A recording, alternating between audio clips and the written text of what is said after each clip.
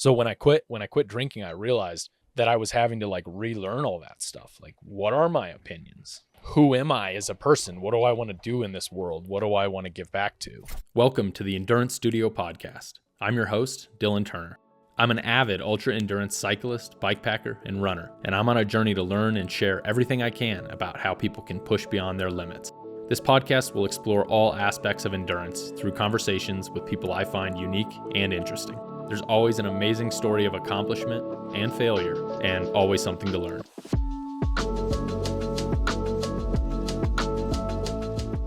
I run this podcast from an off-grid mobile studio I've created so I can travel to the guests and have authentic, in-person conversations, because I believe in the importance and power of face-to-face conversations. Thank you for watching and listening.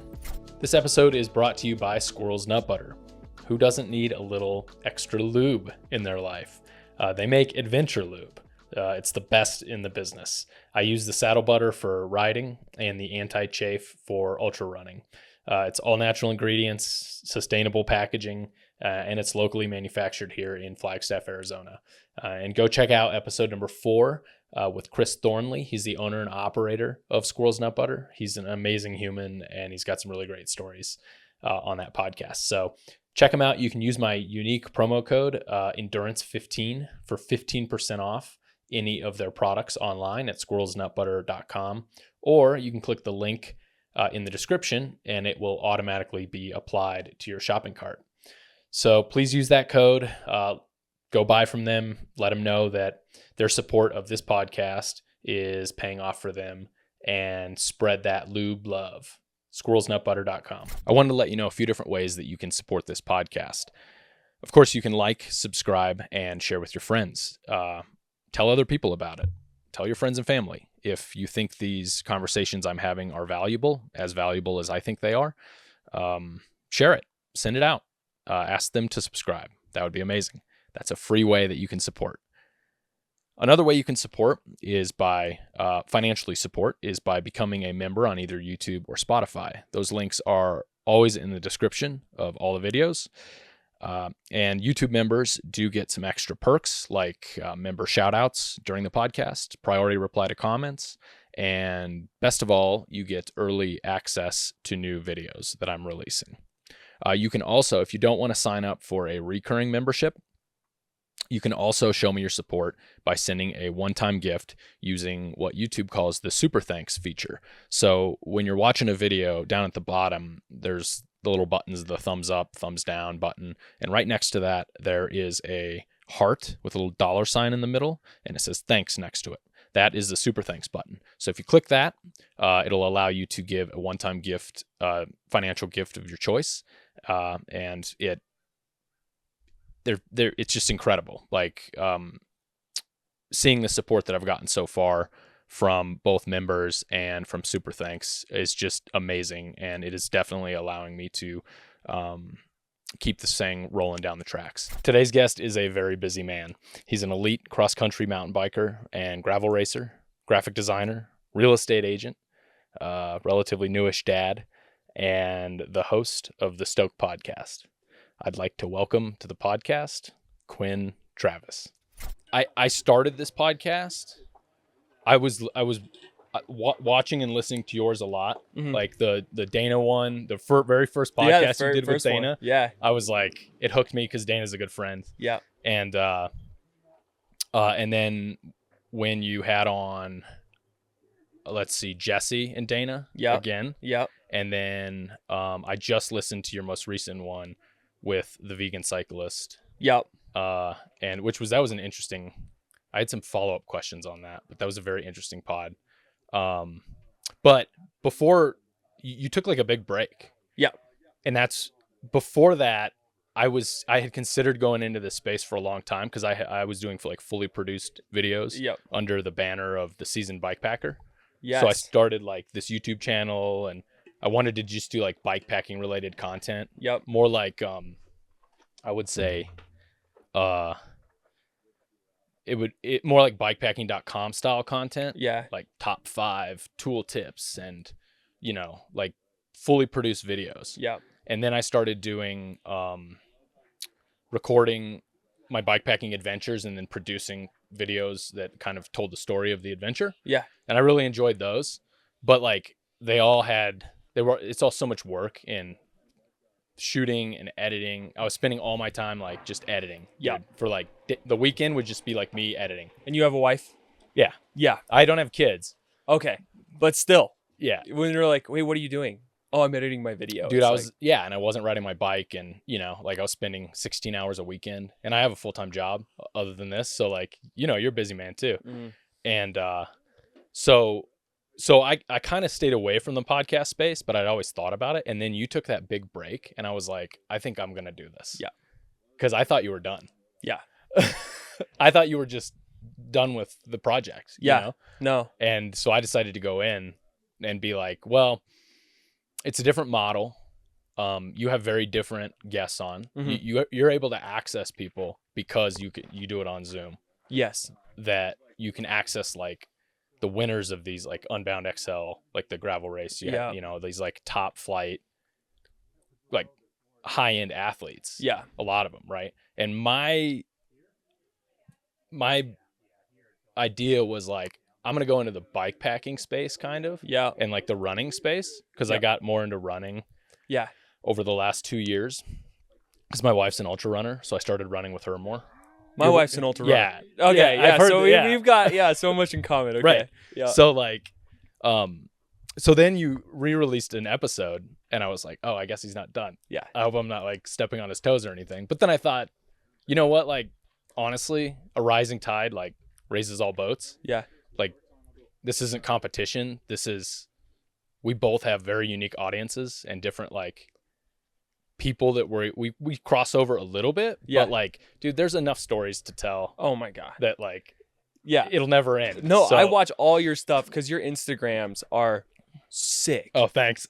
Dude, they're so professional. Like I want to get to that one day. And no, not for 1 second. Whereas I like, oh, this guy's like totally making a podcast in Flagstaff. Okay, good. How dare him? No. Because what it started was I was a lacking sense of purpose in my life.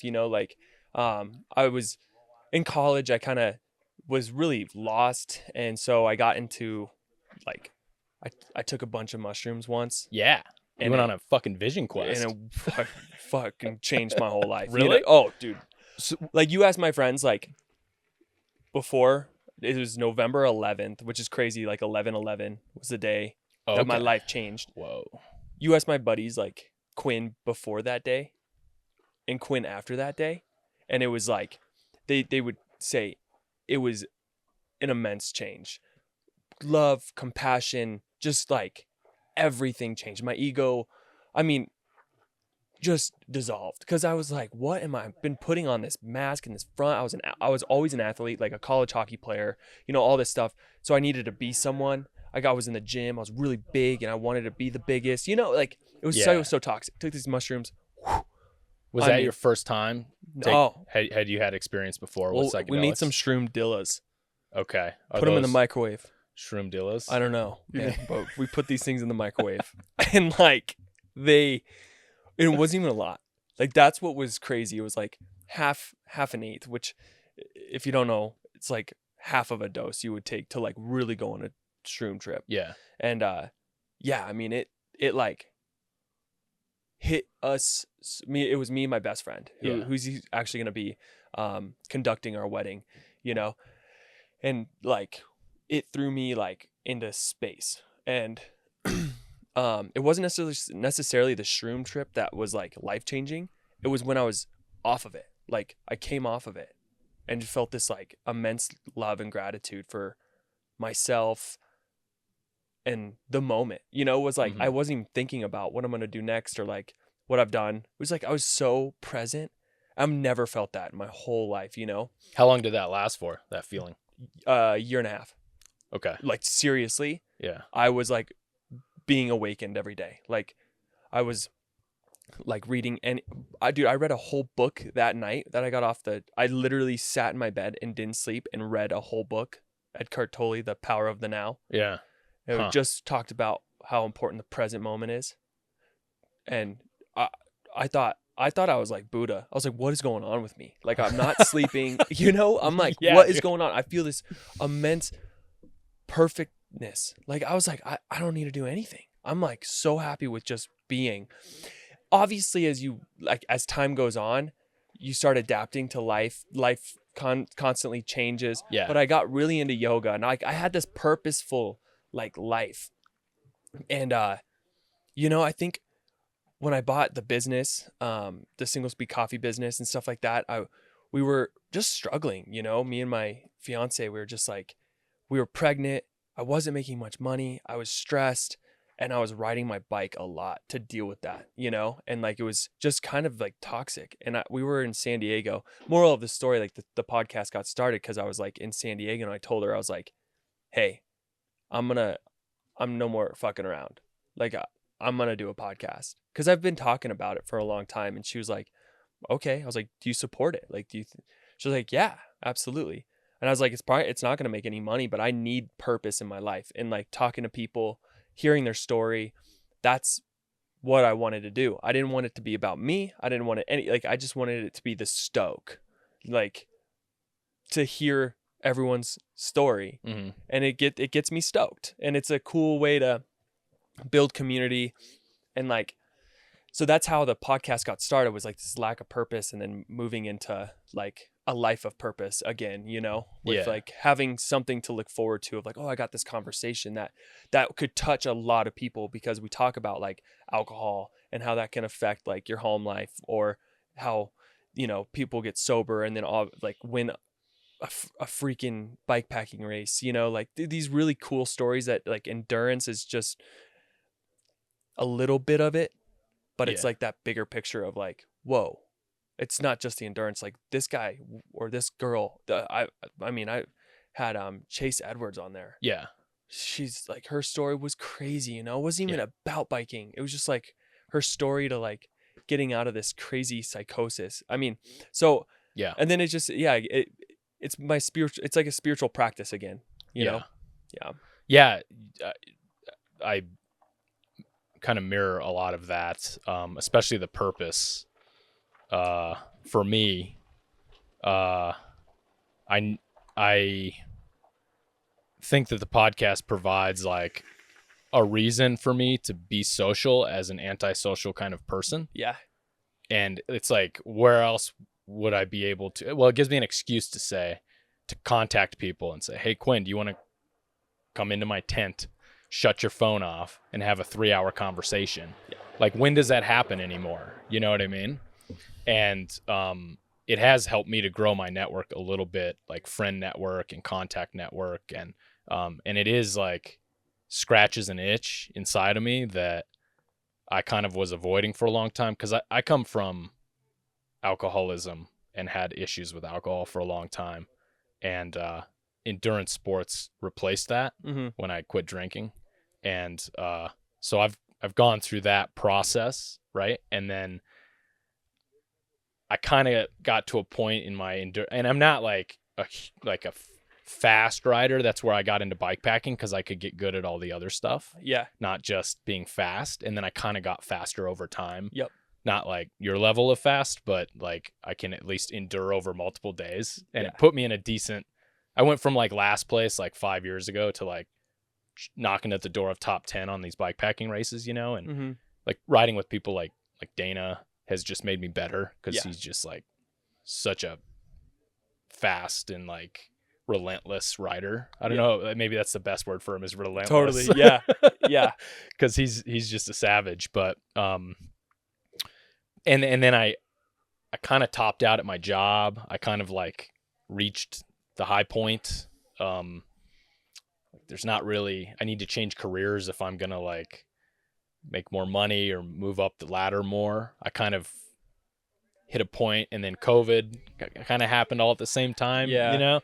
And that's when I decided to start the Seasoned Bikepacker, was when all this stuff kind of, I don't know, came to a head, I guess. And then I was like, you know what, I'm going to get back into video. I'm going to start this stuff. I'm going to start to self-produce.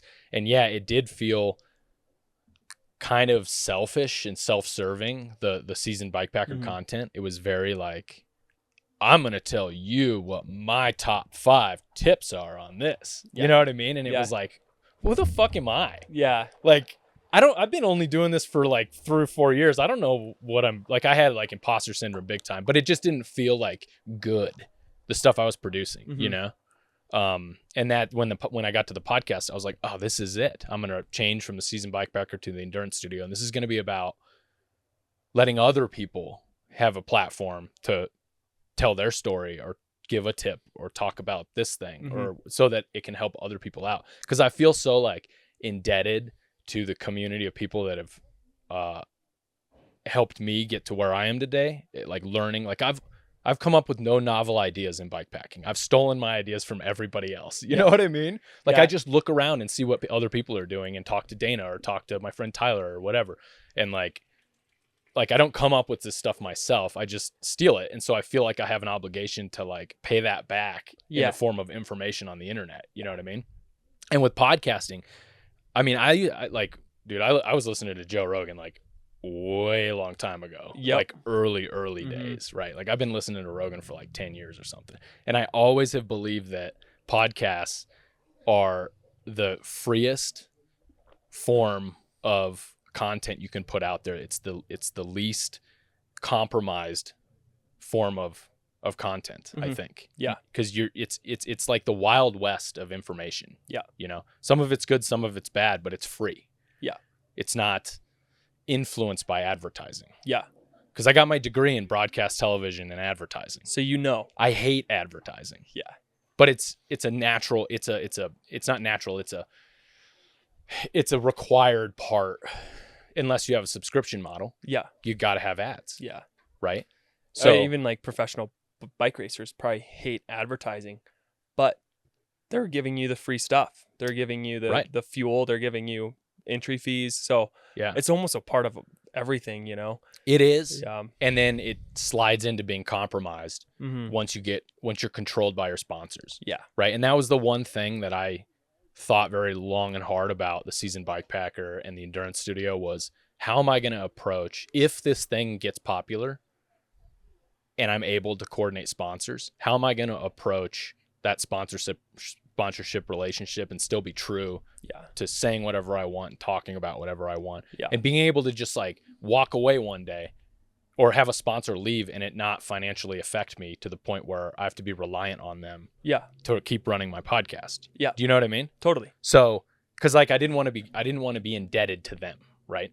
Yeah. So I was like, okay, I'm going to pick sponsors that, well, right now I don't actually technically have any like paid sponsors. Yeah. Neither do I. am an ambassador for Squirrels Nut Butter. Yep. And then there's a couple companies that I like really love to promote, but they're not paying me. Yeah. I'm doing it for free. You know what I mean? Just because I love them so much. Yeah.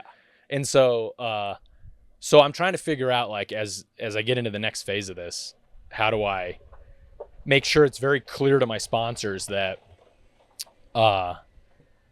like, I want them to be ride or die with me. Yep. Know what I mean? Yeah. With whatever you say, whoever you have on the podcast, it's yours. Right. And like, it's free to have your version of the conversations. Rather than, hey, we have a guy that we want to be on your podcast. Right. And you guys need to talk about this. Yep. Well, it's boring. No. What does he do? No. Or, you know, like we choose the people on our podcast because either we connect with them on some level or someone refers them to us. Right. It says, like Dana's like, dude, you need to talk to this person. Right. I'm like, if Dana says I need to talk to someone, they've probably got a crazy story and I want to hear it, you know? And it's selfish because I want to hear these stories, but what's great is you throw it out into like the webiverse, the interverse, and like everyone can listen to that story. Yeah. You know, like like I've had people, we talked about, I had Devin Pia, he's actually a buddy of mine, and he was like the one that really got me into like, you can do 40 miles really fast. Yeah. Like he got me into that kind of riding. And, you know, he went sober really young. I mean, I think he was like 23, 24 when he went sober because he had that problem. And so we going on our rides, you know, we just talk about it and stuff like that. And so I actually had him on the podcast. I haven't seen him in like 8, 9 months, 10 months. And we talked about alcoholism. And some random person reached out to my Instagram podcast feed and just was like, hey, thank you so much. Like, I listened to your podcast, blah, blah, blah, blah, blah. She didn't even, not one thing about bikes on her. You know, we reached someone that didn't even ride bikes. You know, it was just like, it was the conversation that we touched someone because of that. And ever since then, I was like, I need to continue. Like, even though like long breaks happen, I just know it's like, it's still going to be around because there's going to be that one person who listens and it resonates with them. And that's all that keeps me motivated to keep doing it, was we reached someone who like thanked us to like be vulnerable. It's so fucking fulfilling. Yeah. I've had that a couple times too, where people say, this helped me, or this is inspiring. And I'm like, that feels so good. What about the bad comments? Do you get like negative comments? Not yet. Because I've produced a couple videos, mostly seasoned bikepacker stuff. So I produced this video on air tags. Yeah. On bikes. Yeah. Like to try and prevent bike theft when you're bikepacking. And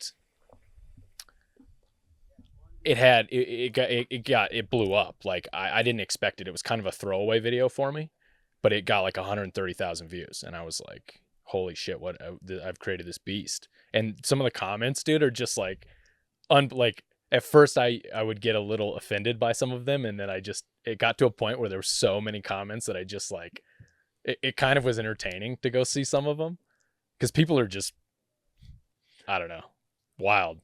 But that's not like, that wasn't a podcast video. That was like a produced video where I like had an opinion on something, you know what I mean? And so it was kind of like, I was asking for it a little bit on something like that. But you didn't know because it was a throwaway. Yeah. Yeah. Dude, it was totally like, well, I actually went down a rabbit hole on, I was trying to figure out a solution for what would happen if my bike got stolen while I was resupplying on a bikepacking ride. Like what would actually happen? What would I do? Would I call the cops? Would I chase some tweaker down or whatever that was running off with my bike? You know, because like people talk about that. You're like at the Maverick in Cottonwood or whatever, and you have a $5,000 Epic Evo sitting out in front with no lock on it. Yeah. For 30 minutes. You know what I mean? There's a good chance that if you're in the wrong time of day, that bike's going to get lifted. Yep. So I was exploring the idea of what are the security options for that. And if you put an air tag on, would it actually, number one, would you be able to locate it through the network of, like, air tags they work off of like the network of iPhones. So they have to be around other iPhones. So that was technically, was it possible for that to work? And then the second part of it was legally, if I call the police and we go to where the air tag is, are they allowed to like go in and whatever? Like, is that enough evidence for an officer to go in and extract a bike? Yeah. And it's not. They're not. So it backs up against search and seizure constitutional issues. You can't just like let's say like somebody steals your bike, takes it to like a storage unit. You can't just like go in that storage unit looking for the bike, even though the air tag, even though you have proof that your bike is inside there. The officer can't just go in there. Really? Yeah, they have to have permission. Yeah, like that's part of the Constitution. So like, there's a big issue there, right? So like, you could have an air tag and you could know exactly where your bike is, but legally you have to go through the due process to get it out. Now, what the police officer could do is they could knock on the front door of the person's house and say, look, we know you have something in there. We know you have this bike in there. It belongs to this person here. And they could say, fuck you, officer. Yeah. And the cop can't do anything. Unless they have to go and probably get a warrant. Yeah. Which takes a lot of time. Your bike's going to be in pieces or gone by then. You know what I mean? Yeah. Or the person that answers the door could have a panic attack and be like, yeah, I'm sorry, here's the bike. Or you could say, I'm not going to press charges. We just want the bike back. But the possibility of recovering your bike is shifty because of constitutional laws in the US, right? Which is very interesting. So I went down this rabbit hole, dude, on this whole thing. Yeah. And then I was just like, all right, I'm going to put this on the internet for everybody else to like, whatever, give their opinion on. And then it just like, dude, I was like, what? And everybody's like, it got into all these, there's all these like legal trolls going back and forth in the comments, and it was just totally out of control. What was the worst comment? Did you get like F this guy? Yeah. Well, I would say it wasn't like insulting comments. It was more just like a lot of misinformation, like people just not knowing what they're talking about with the different technology. And I think that's why that video was so popular, because it was like technology based. Yeah. And it was a much bigger like market than bikepacking. Bikepacking is so small. Yeah. That all my other videos get like 800 views. You know, even the well-produced videos, they get like maybe 1,000 views. They're just not that big. Yeah. But then this one just like blew up. Yeah. And I was like, all right. So, but anyway, yeah, I want to go back to a couple things you said earlier. So your sponsorship, so the feed, right? I kind of just threw my application out there, and like they kind of your race results and what you do, and I put my podcast on there and everything.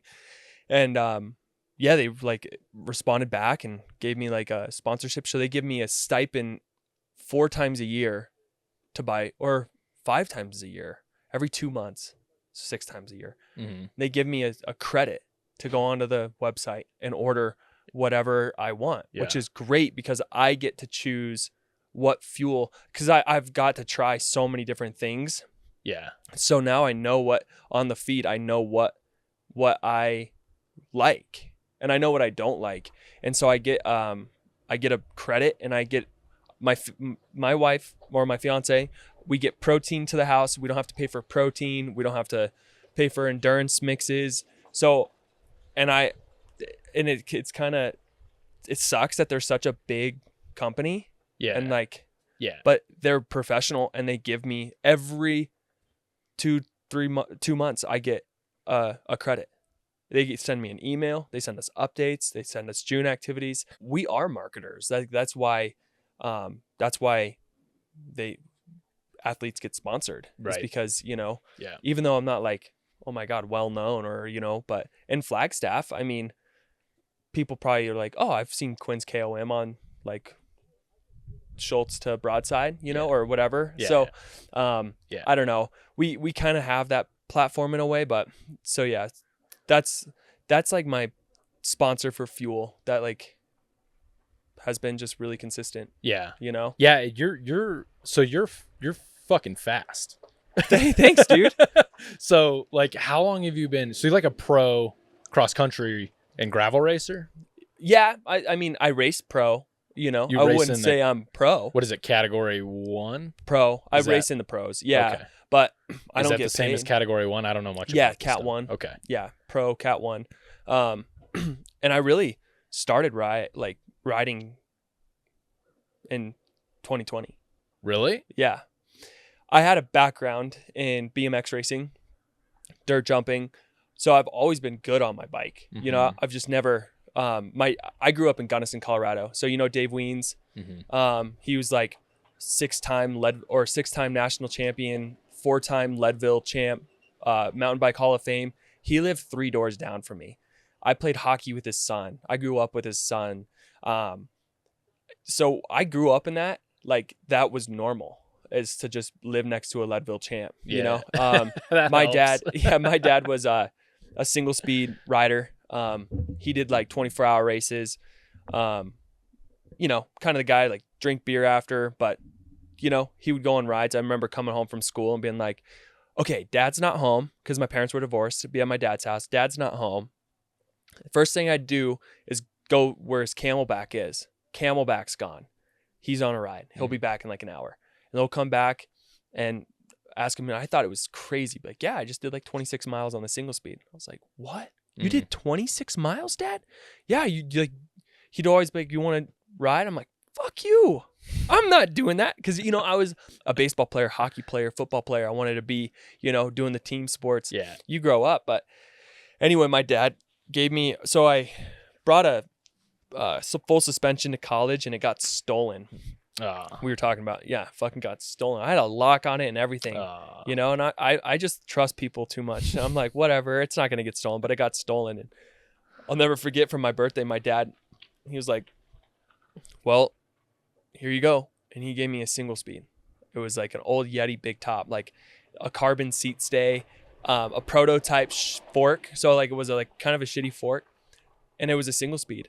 And so I started kind of riding. I wouldn't say I was riding, but I would ride the single speed. And I mean, that's when I first started like getting into like the longer stuff, here and there. And then 2020 hit. I sold the single speed for Trek fuel. You know, it was like kind of a bigger bike, but it had gears. And that's when I found Strava. And so I only used Strava to like track my rides. Yeah. And I was like, oh, what? I got a trophy. I was like, huh. I looked at the trophy. I was like, oh, I got third on this segment against Dave Weens, Brian Smith, like these guys who I've always looked up to be like the fastest guys in the world. And I just like top three'd them on a normal ride. Yeah. And then I was like, whoa, let me try this segment. Whoa, I got the KOM. Oh, let me try this. Whoa, okay, I got another top 10. I might be good at this sport, you know? And as I'm like going, then I got a lighter bike. And then I signed up for the MBAA, was my first race. Like signed up for an MBAA, and I think I did the expert class. No race experience. I think I took like 6th, you know? And like, damn, I was dude. like, fuck that. I'm never going to take 6th ever again. Yeah. And came back, and I think I won the next 2 expert races. And I was stoked on the expert races. I was like, whoa, I just won those. And after the MBAA season ended, I signed up for the Stagecoach. I signed up for like Firecracker 50, like some of these big races. And I just decided, like Firecracker 50, I said, fuck it. I'm going to sign up for pro.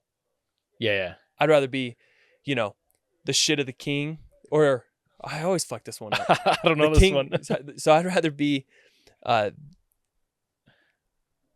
shit of the kings rather than the king of the shits. Okay.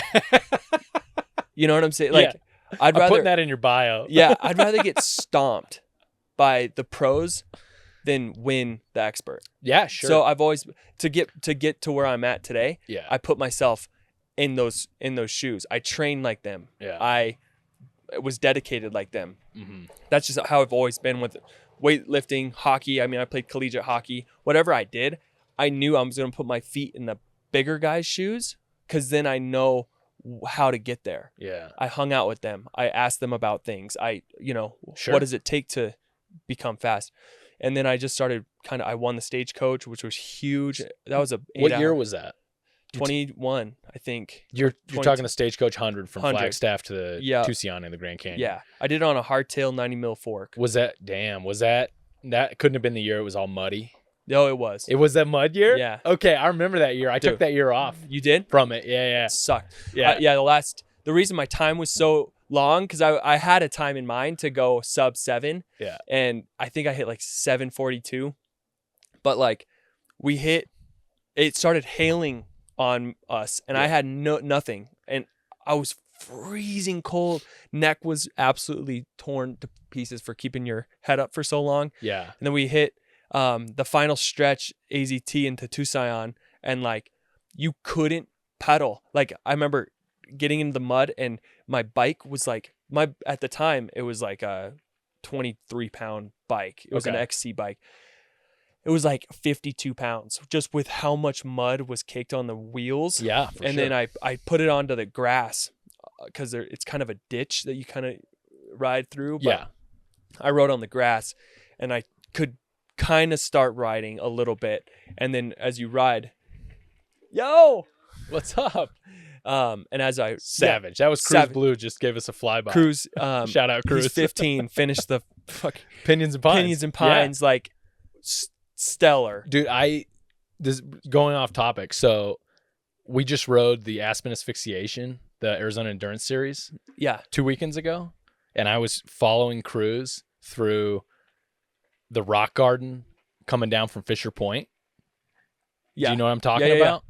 And I was trying to follow his line, and I ate shit so hard right behind him. I went off my bike. I smacked my head on a rock. I pinched my lip between a rock. I was all bloody. That was the last time I saw Cruz Blue. Was like, no way. Yeah. And he just, he was like, you okay? He looked back and I'm in pieces. My bike's over there.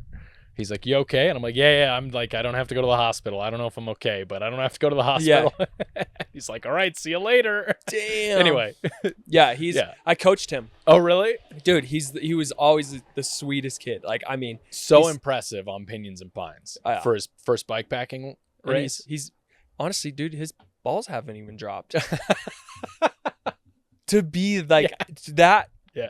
He doesn't even have that full testosterone No, yet. dude, I was just talking about this last night with Kenzie. I was like, some of these kids who are really fast, that are 14, 15, my balls didn't drop till I was like 16. Yeah. But man, when you get that little boost of testosterone in puberty, he's going to be they will smoke all of us because if they're putting their feet in our shoes.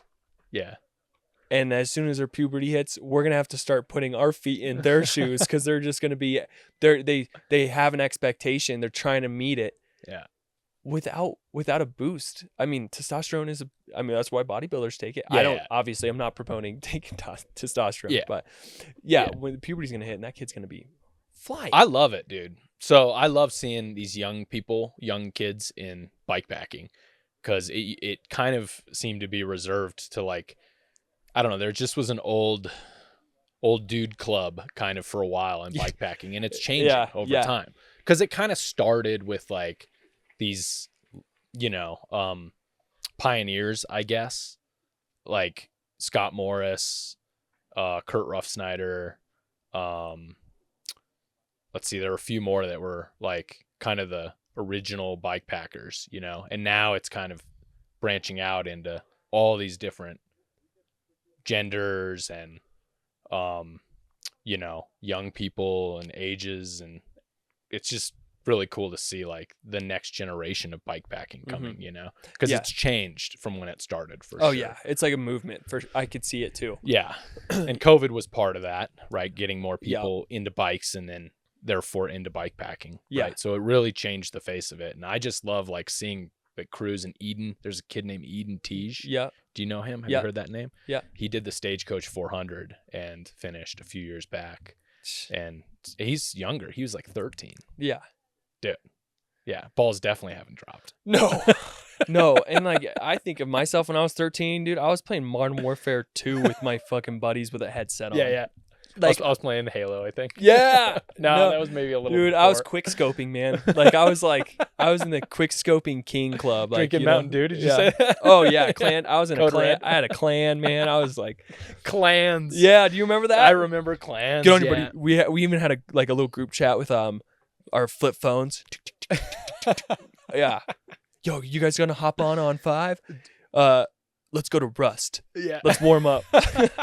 Warm up what? Hilarious. My fingers? Yeah. Like what? There is an argument though that probably led to some pretty solid eye-hand coordination that now translates over into cross-country racing. Oh, 100%. Because like there is so much engagement, hand-eye coordination engagement in cross-country racing. Yeah. Like, I don't know. So when you ride like these fast races, do you pick lines that are like the least amount of energy output? Are you actively like thinking about that kind of stuff? Unless I want to throw a sick ass tail whip. Yeah. But yeah, mostly it's like I'm the path of least resistance is like I'm always choosing the path of least, even uphills. Like I'm always choosing the easiest and flattest uphill. If that makes no sense, but who's ever listening can be like, oh dude, that makes complete sense. Like even so I train like I race. People like sometimes don't like training with me because I pin it. You just hammer. Because how fun is that? Yeah. I don't think I'm not saying anything bad about long endurance rides or whatever, but and don't get me wrong, I do some long endurance rides, but most of that endurance ride is pinning it. Yeah. And so I want to bonk before the endurance hits. I want to fatigue my whole body before like I slow down. Like I want my body to slow down for me to slow down. So on like 100 miler, where are we talking? So you're pinning it what for the first 35, 40 miles? 60. 60. Okay. Then it's survive. Okay. Yeah. But like that's kind of, I mean, to keep up Totally. with some of these racers, you need to pin it. Thank you. Yeah. You need to pin it right from the start. And I've learned my lesson.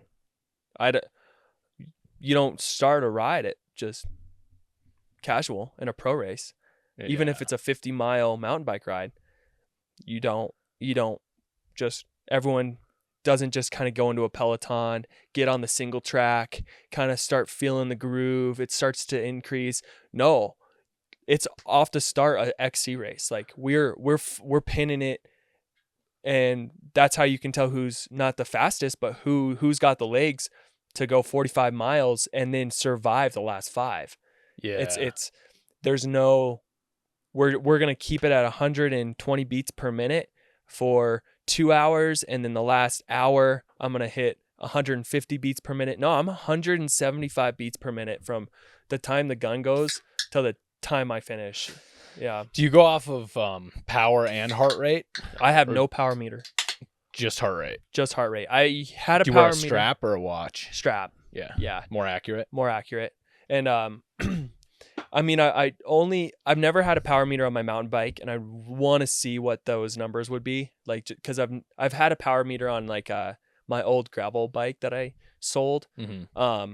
And which one was that? it was a Niner RDO RLT. I sold it for like $800, dude. And you bought a Revel Rover? Yeah. I saw that. Yeah. I have dude. the exact same bike. You do? Yeah. I have the same color. You do? Yeah. Dude, then I've seen you. I've Yeah. like, okay, because when you have your stuff, like when people have their stuff on, you're Yeah. like, you just don't recognize them. But Yeah. it's like, damn, that guy's got a sweet bike. Yeah, I bought it off my friend Tyler. You did? I love it. I had a Canyon Grizzle Mm. before that, and I didn't like it so much. I don't know what about it. They just said Canyon did some weird shit. Like, like remember that double handlebar thing they had for a while? Yeah. Where they had like they had like two handlebars on like a road bike or on a gravel bike. It was weird. They like engineer this weird random shit, and sometimes it catches on and sometimes it doesn't. And they had like a special seat post thing where it's like a plastic sleeve, and you tighten one bolt in the back, and it's supposed to like compress the sleeve down or like push against it. Yeah, I hate that. Yeah, it's not a traditional clamp. Yep. Even though it's all carbon, and it kept slipping down. Mm-hmm. It's like stupid. I was on a ride with someone who had the same kind of thing, Yeah. and it was on a different bike, and they couldn't get it to stay. Yeah. I'm like, It sucked. It was like, just do what works, which is a normal traditional seat post Yeah. clamp. And you can use carbon. or put it through a bunch of tests before you throw Yeah. it out, because Yeah. the worst is if your dropper doesn't pop back up on a mountain bike ride. It's the worst Yeah. to not have a seat right where you need it. Yeah. So I ditched that. I put like a year and a half on that bike, and then I sold it, and I took all the parts and bought the frame off of my friend, the Rover frame. Yeah. And dude, the Rover is like, so you can tell it's built by mountain bikers. Yep. It's like a gravel bike built by a mountain bike company. Oh yeah. It's so good. Yeah. I mean, I can hit single track on that thing, and it's meant to. I've been in kind of contact with Revel, Yeah. and weirdly, because I had the single speed coffee trailer, and I go to like 24 hours of Old Pueblo and all this stuff. Yeah. This lady, I had the Revel on the back because I like just go on rides.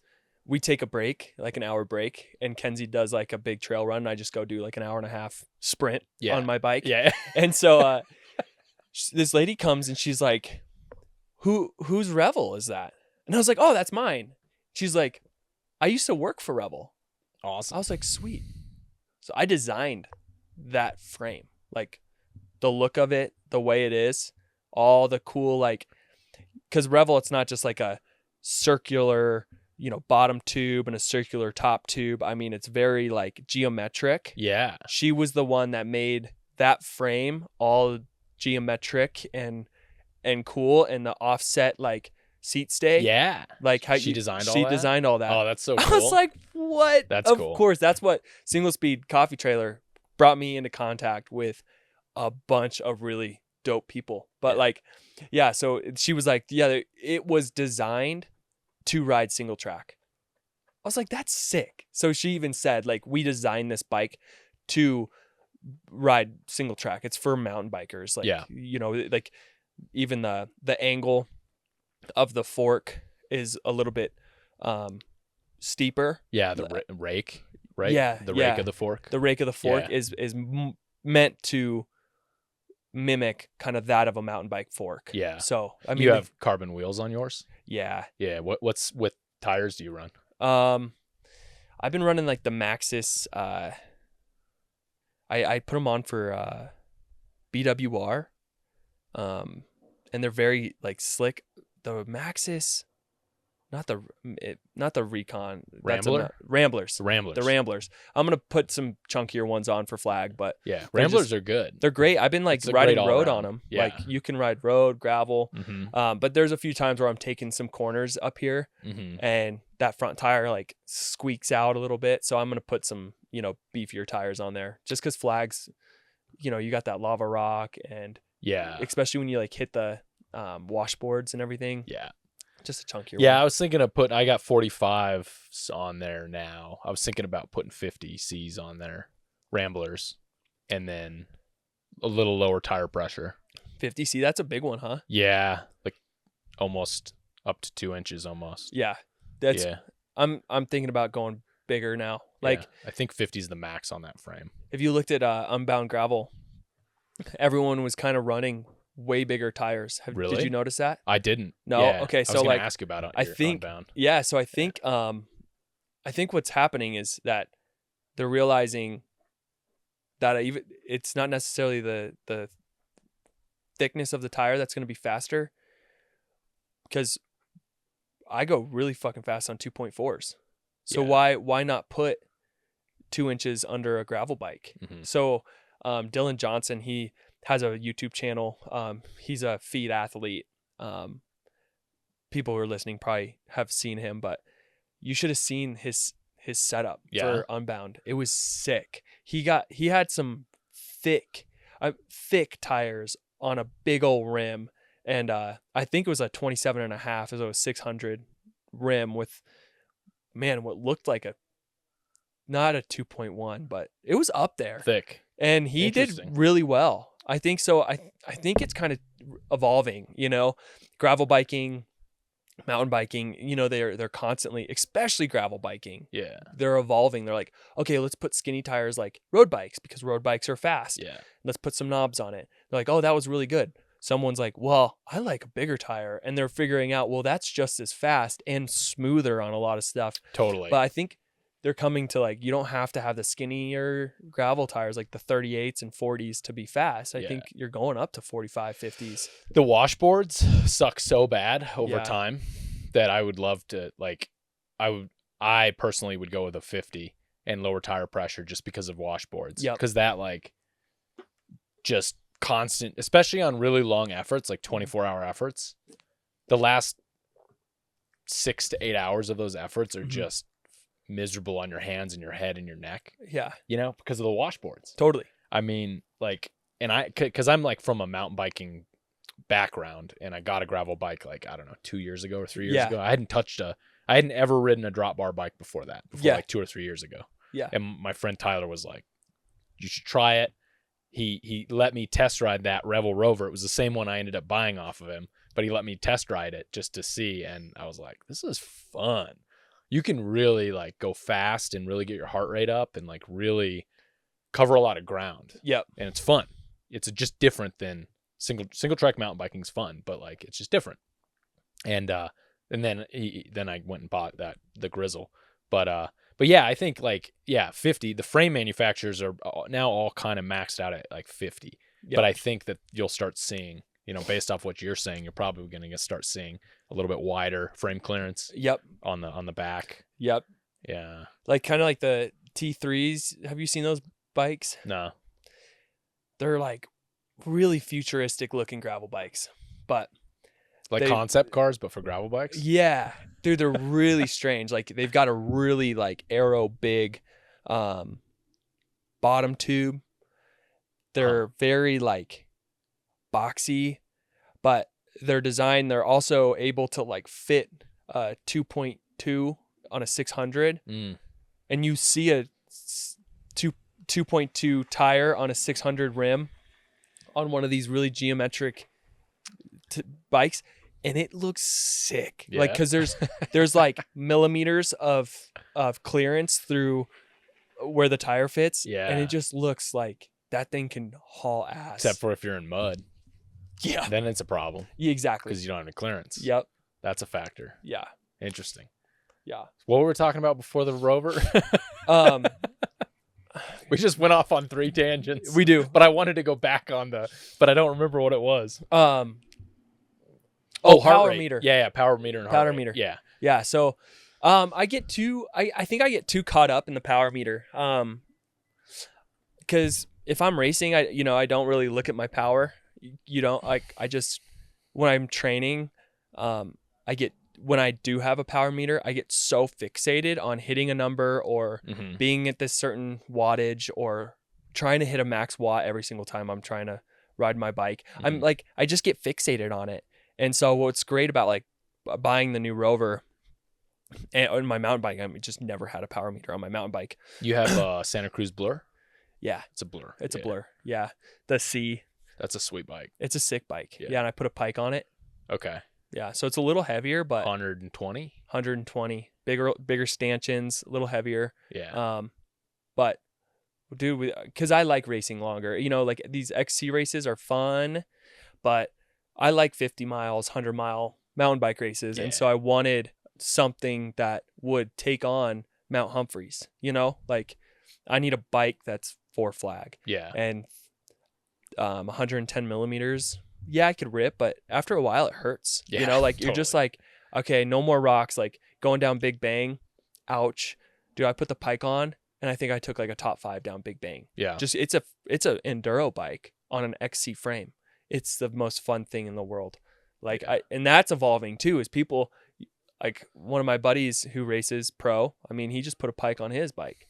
So I think it's like we're kind of like figuring out new ways to like still be fast but more efficient on the downhills and the flats. Like, yeah, it's so cushy, so when you're kind of bonked and your arms are tired, having that little extra give in the fork, or when I'm getting into bike packing, I want something that can take on 300 miles. Yeah. I almost bought a Blur that was one on the list for when I went from a tie hardtail to a full. So what do you have right now? An Epic Evo, Specialized Epic Evo. Sweet. It's got it's kind of the bike that I always wanted, but I didn't know I wanted it until I got it, and I was like, this just feels right. So it's full XTR, all Fox dropper, all the suspensions Fox. It's just like the pinnacle of what I wanted, and it's like 24 pounds. Ooh, which is just, and it feels fast. It's just a great fast for me. Yeah. Like capable. It's 120 up front. It's got the step cast Fox 120, which are incredibly light. Yeah. The only thing about the fork is they like whatever year that model that fork came out, they narrowed the stanchions a little bit to save weight. So they shortened the crown up a little bit, and they actually moved the rotors. They like brought the rotor up inside of the step cast cutout. Whoa. Yeah. So there's like, the cutout that like is supposed to save the weight. That's why it's called the step cast. The rotor actually sits up inside of that. So there's like barely any clearance, but it clears it. So I got 180 millimeter rotors front and back. 180. Dang. Yeah, on a cross country bike. Nice. Yeah, and 4-piston XTR brakes, and it's 24 pounds. So like with a full bike packing load, the thing fucking rips. I bet. Like it's so much fun, dude. Like, yeah. Because I kind of was like, all right, I'm kind of I had a Bronson, and I was doing a lot of like trail and kind of enduro-y type riding, and then I almost killed myself too many times. Yeah. And I was like, I think this is out of my system now. Yeah. I cleared Highline one time, like didn't dab or anything on Highline, and I was like, okay, that's it. That's my claim to fame for myself. Yeah. I did it once. So I'm gonna move in, I'm almost 40 now. I'm gonna move into like the cross country 100-mile plus part of my life. Yep. Bike packing, which has a whole different set of needs for a bike. Yeah. There's a variety. It's very debatable on what's the perfect bike packing bike. I think there is no perfect. It's whatever like you feel comfortable on for multiple days. Yeah. Right. But so I bought this bike, and because I had a Ripley before that and a titanium hardtail, and I basically bike packed on the Thai hardtail for a long time, and then I don't know. I just love the suspension for bike packing. It's so much more comfortable. Yeah. Over time, yeah. which is such a big factor. Comfort, more so than weight or any of those other things. Yeah. So yeah, because it doesn't matter after 8-9 hours on the bike. Dude. You just want something. You're like 24, 48. Yeah. You just want cush. Yeah. Yeah. Your butt probably hurts. Everything, your whole perspective on what is comfortable and not, and just it all changes. Yeah. After a couple days, of being in it. So, and when you're sleep deprived and all that. So, but yeah, so I love that stuff. I mean, I did, I'm surprised you don't do the Arizona Endurance Series stuff more. So what is that? So it's just like a total grassroots, loosely organized group of people that, design and run. It's more of like a group ride. These races, they're like group rides / races. Yeah. All over Arizona. So there's a bunch down south in the wintertime, and then there's a few up here. There's one like in Tucson, and they're usually like 60 plus miles. Cool. I mean, it would be perfect. There's no money. There's usually like 12 people that show up. Sometimes there's like 15 people. Yeah. Sometimes the race organizers don't even really, I don't know. Sometimes they don't even show up. And it's just kind of like, here's the route. Here's a group ride. Yeah. But they're some of the hardest fucking rides I've ever done in my life, dude. Really? And a lot of them showcase like the Arizona Trail, different sections of the Arizona Trail. So we just did one that I was talking about earlier, Aspen Asphyxiation, which was a huge loop that started at Fort Tuthill, and it was a 65-mile loop, and it basically went up, and you climbed all the way up to like Dry Lakes. Yep, via from like single track. It's like Snowball. Take a left. No, Arizona Trail. No, you actually you came up to Buffalo. You connected from Tuthill to Buffalo Park, and then Buffalo Park partially up Eldon Road, and then you went up Old Red Onion. I forget what the new trail is called. Yeah. And then kind of on Sunset to Dry Lakes, Oldham to Dry Lakes, and then Lunar Tide, and then it looped around the north side. So you took like Little Eldon over, and then you took Arizona Trail all the way down. Yeah. And then Walnut Canyon, and then my favorite trail right there. Really? Dude, love it. Which part? Which section? I love the Flag Loop. I mean, just all those. So it's part of Flag Loop we were on for a minute. Nice. And then so you at Fisher Point. Yeah, Walnut Canyon to Fisher Point. Yep. And then cross Lake Mary Road, and then we took like a network of like OHV trails all the way down to Kelly Pocket. Have you been down there? Yeah, and we did, and we finished basically on Kelly Pocket, and then came back up through Kachina. So it was just like it was a 7 hour. It took me like 7 hours and 2 minutes. Damn.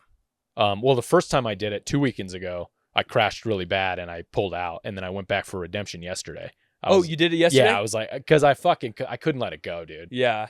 I was 20 miles from the finish when I crashed, and I couldn't let it go. I woke up the next 3 days thinking about it. Yep. And I was like, I'm going to go back and do it. Yeah. Like, as long as my wrist heals up okay. So I went back and did it yesterday with a friend, and did it in like 7 hours or something. But anyway, these are like, there's no money or anything, or like nobody really has an ego. There's not a lot of bragging rights or anything. It's just kind of like a group ride. But they're hard, dude. And they're fun. So I think I saw that, and it's a website you can go and see where the races are and stuff. Yeah, it's like it looks like it's from the 90s, the website. Yeah. So when I first started getting into racing, I looked it up, and I was going to go to one of them, but is the Sedona Big Freaking Loop one of them? Yeah. Oh, okay. Dude, that's so hard. I did that. Did you? So but it was during the COVID area, so no one showed up, and it was an individual time trial. Right. That's why I did the Sedona Big Freaking Loop. Right. Was because of the Arizona Endurance Series. What'd you think of that? Well, that route. At that time, I had that hardtail 90 mil fork. Ugh. And Ugh. yeah. In And Sedona. In Sedona. Ugh. And yeah, I think so it's supposed to be self-supported. Yeah. Yeah. And I had my fiance meet me and just greet me halfway through. Yeah. And I think she gave me an apple. Shame on you. I know. I didn't know. I was like my first ever. Yeah. I don't think anybody cares. No, dude. but no, they reached out, man. Oh, really? And commented on my Strava post and said, because I posted a picture of my family, you know? And they're like, oh, this is supposed to be self-supported. This doesn't count. I see. And I was like, I wasn't even doing it. I don't even care. Yeah. But I was trying to go for the FKT, you know? And Yeah. I took a wrong route. If you were, right. If you're ranking yourself against other people, then that's Yeah. where it gets, you can't really. It's supposed to be self-supported as far as like, it gives everyone an equal playing field, right? Yeah. Because people who don't have access to having family members or support, Yep. that's the whole, because that's kind of the bike packing ethos, Yeah. you know? Yeah. Is like fairness. Yep. So that's where that comes from. So I get it. Like, because that's part of what makes it so difficult is, should I go ride off course and get some extra calories? Yeah. Or should I try and tough it out? And it could have a big effect in that last like 20 miles. Totally. You know? But I didn't know. You Yeah, know, I was okay, like yeah. so brand new that I even posted the pictures, you know, of my family and like was like, oh, this was so fun. And plus I went off course and I did a bunch of random like different trails because at the time I just used my Suntoe watch that doesn't have a GPS. Oh, so for I nav. really had to go off the top of my head. And so I didn't even do the actual route. Yeah. And so like it didn't even count anyway. But I just remember like being like, oh man, they really take this serious because they commented and it didn't count. But you know, in the future now, as I race more, of course, I don't even think I would need a refuel on the Sedona bit because I know how to take all my stuff now. Right. I didn't even have a bag Okay. like of water. I like had one water bottle, you know. That's way too little for that. Yeah. That course is, dude, it's gnarly. Yeah, I think I finished back at Oak Creek. Obviously, different course, but like 5 hours and 42 minutes to do 56 miles, 55 miles of Sedona. So 50, that's like, for everybody listening, that's like 70 or 80 miles of regular riding. Sedona is it's so much. It's like I call it the Sedona ratio is 1.5. So everything, you just take Sedona miles and multiply them times 1.5. Yeah. That's the actual, what it feels like miles. Yeah. You know how there's like air temperature and wind chill temperature or the feels like temperature? Yeah, it's the same deal, right? It is. It's the same philosophy. I remember looking down at the GPS and being like, I have not gone faster than 11 miles an hour. Yeah. And 11 miles an hour is pushing as hard as you can. It's going over rocks. It's, you know, and by the time you're done too, your body's so torn up because you just did high line. You basically almost do the Triple H. Yeah. So it you're doing. starts on high line. It basically starts at Slim Shady and you go up and do high line. Yep. At the beginning of your, 55 miles or whatever. Yeah. I thank God I didn't even, hurt myself. Yeah. Like, cause you're just out there doing the hardest trail and you're doing the endurance side of it. Yeah. But yeah, I've been wanting to go back and try, doing a redemption ride on that one. Cause I have a full suspension bike now, and bunch of race experience. So I think it would be dude. You do good at him. Like you're definitely like elite. It's mostly just like, there's a lot of really, really good fast guys, but I think it's been declining over the years, like the amount of people that have shown up for some reason. I don't know why, but it's a really good way to see a bunch of stuff in Arizona. Yeah. Like there's a bunch of cool ones, man. There's one called Pleasantville that's in December that goes around Lake Pleasant. It's really fun. And it's, a couple hours from here. I just drive down in the morning and then do the loop. There's a new one that's going to be on the Mogollon Rim. That's going to do part of the Arizona Trail High Line. Yeah. Have you been on that? No. bit? So like just north of Payson. Oh. There's all that new Arizona Trail that they redid. And I think it's like, I don't know the course, but I'm hoping it's going to be like a loop, like on top of Rim Road and then down on the Arizona Trail. And that bit's fun and challenging. And so it's just a cool way to see. It's free. It's free. Like you just got to get there and buy your food for Yep. the event. So I like that because I'm kind of cheap when it comes to that stuff. Like I hate paying for races. And I don't know, like I got a bad taste in my mouth after the Bear Howard. I did the Bear Howard gravel race a couple times, and I'm going to try to avoid talking too much shit, but the guy like the course wasn't even signed correctly. It was like signed wrong or something, and I had a GPS. I had nav, so I knew to go the right way. Mm-hmm. But it was like, dude, I paid like, I don't know, $150 or something for this. Yeah. And then the next year, the aid station was set up in the wrong spot. Oh, so there was no aid? Yeah. And a whole bunch of people that weren't prepared were like relying on that aid, and it like became a big thing, you know? Yep. You know what I'm talking about? Yep. Okay. Yeah. And then I had a buddy, because I was living in Cottonwood, and so a buddy came up with me to do the Bear Howard. I think it was like 2 years ago.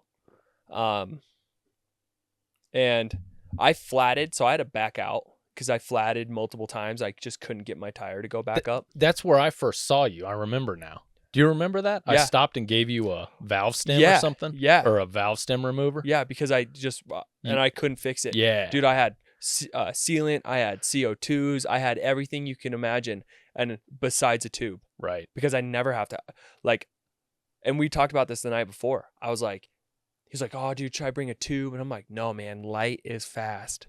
But not then. No, man, because I jinxed it. And every time you say it, like, you bring that tube. Like, if you even have to talk about it, bring it, because it, like, the universe knows, like, oh, you just said that you don't need a tube? Well, guess what? And so anyway, I had to back out. So I finally ended up getting a tube, but it was like an hour of me trying to coordinate with the Grand Canyon ride to Grand Canyon was going on at the same time. That's so I had to hike to their course and talking like, hey, does anyone have a tube? Blah, blah. And for an hour, and some nice guy came by and was like, yeah, dude, I have a few tubes.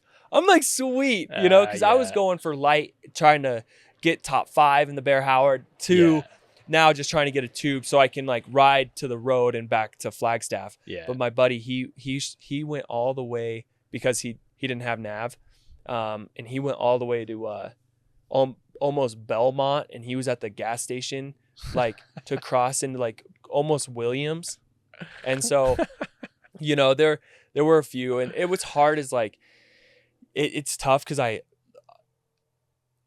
love Dustin, who puts on Bear Howard, you know, and he's like, him very well. No, sorry, Dustin. No, he's such a good guy, and what he's trying to do is he's trying to build a great race and a great community around it and stuff like that. But he even says to me, like, there's no one that wants to volunteer. So that's like, you know, he tries to do it, trying to put on this amazing race around Flagstaff that no one's done. Like, no one's ever put on like a really sick gravel race around here. Right. But he doesn't have volunteers. So him and his fiance and their 3 little girls basically try to mark as much course. And then he has someone else go and mark because it's 100 miles around Flag, and he goes and tries to mark somewhere else. And then he tries to coordinate with one dude, like where an aid station is, you know. It's just, he's learning, and, you know, it's just hard. Like, it's tough for that span of gravel roads to like get someone in the right spot.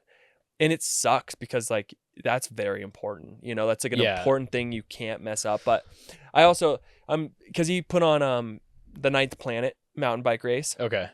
Stellar. You know, that one was like really well, like the aid stations were right there, and it was the first ever mountain bike race that is in Flagstaff. Yeah. That goes around he got permits to do stuff that no one's ever gotten a permit to do. So, you know, it's just like, I get it. Like, it's tough because you need an aid station. You need those course markings to be right. Like, you do. Like, that's like the important thing. Well, look, I mean, like, so I'm the co-race director on Pinions and Pines. And so we know I have experience with a lot of this, like dealing with people and dealing with it from the director's end. Now, we don't deal with permitting. We stand with a cap that requires permitting. Yep.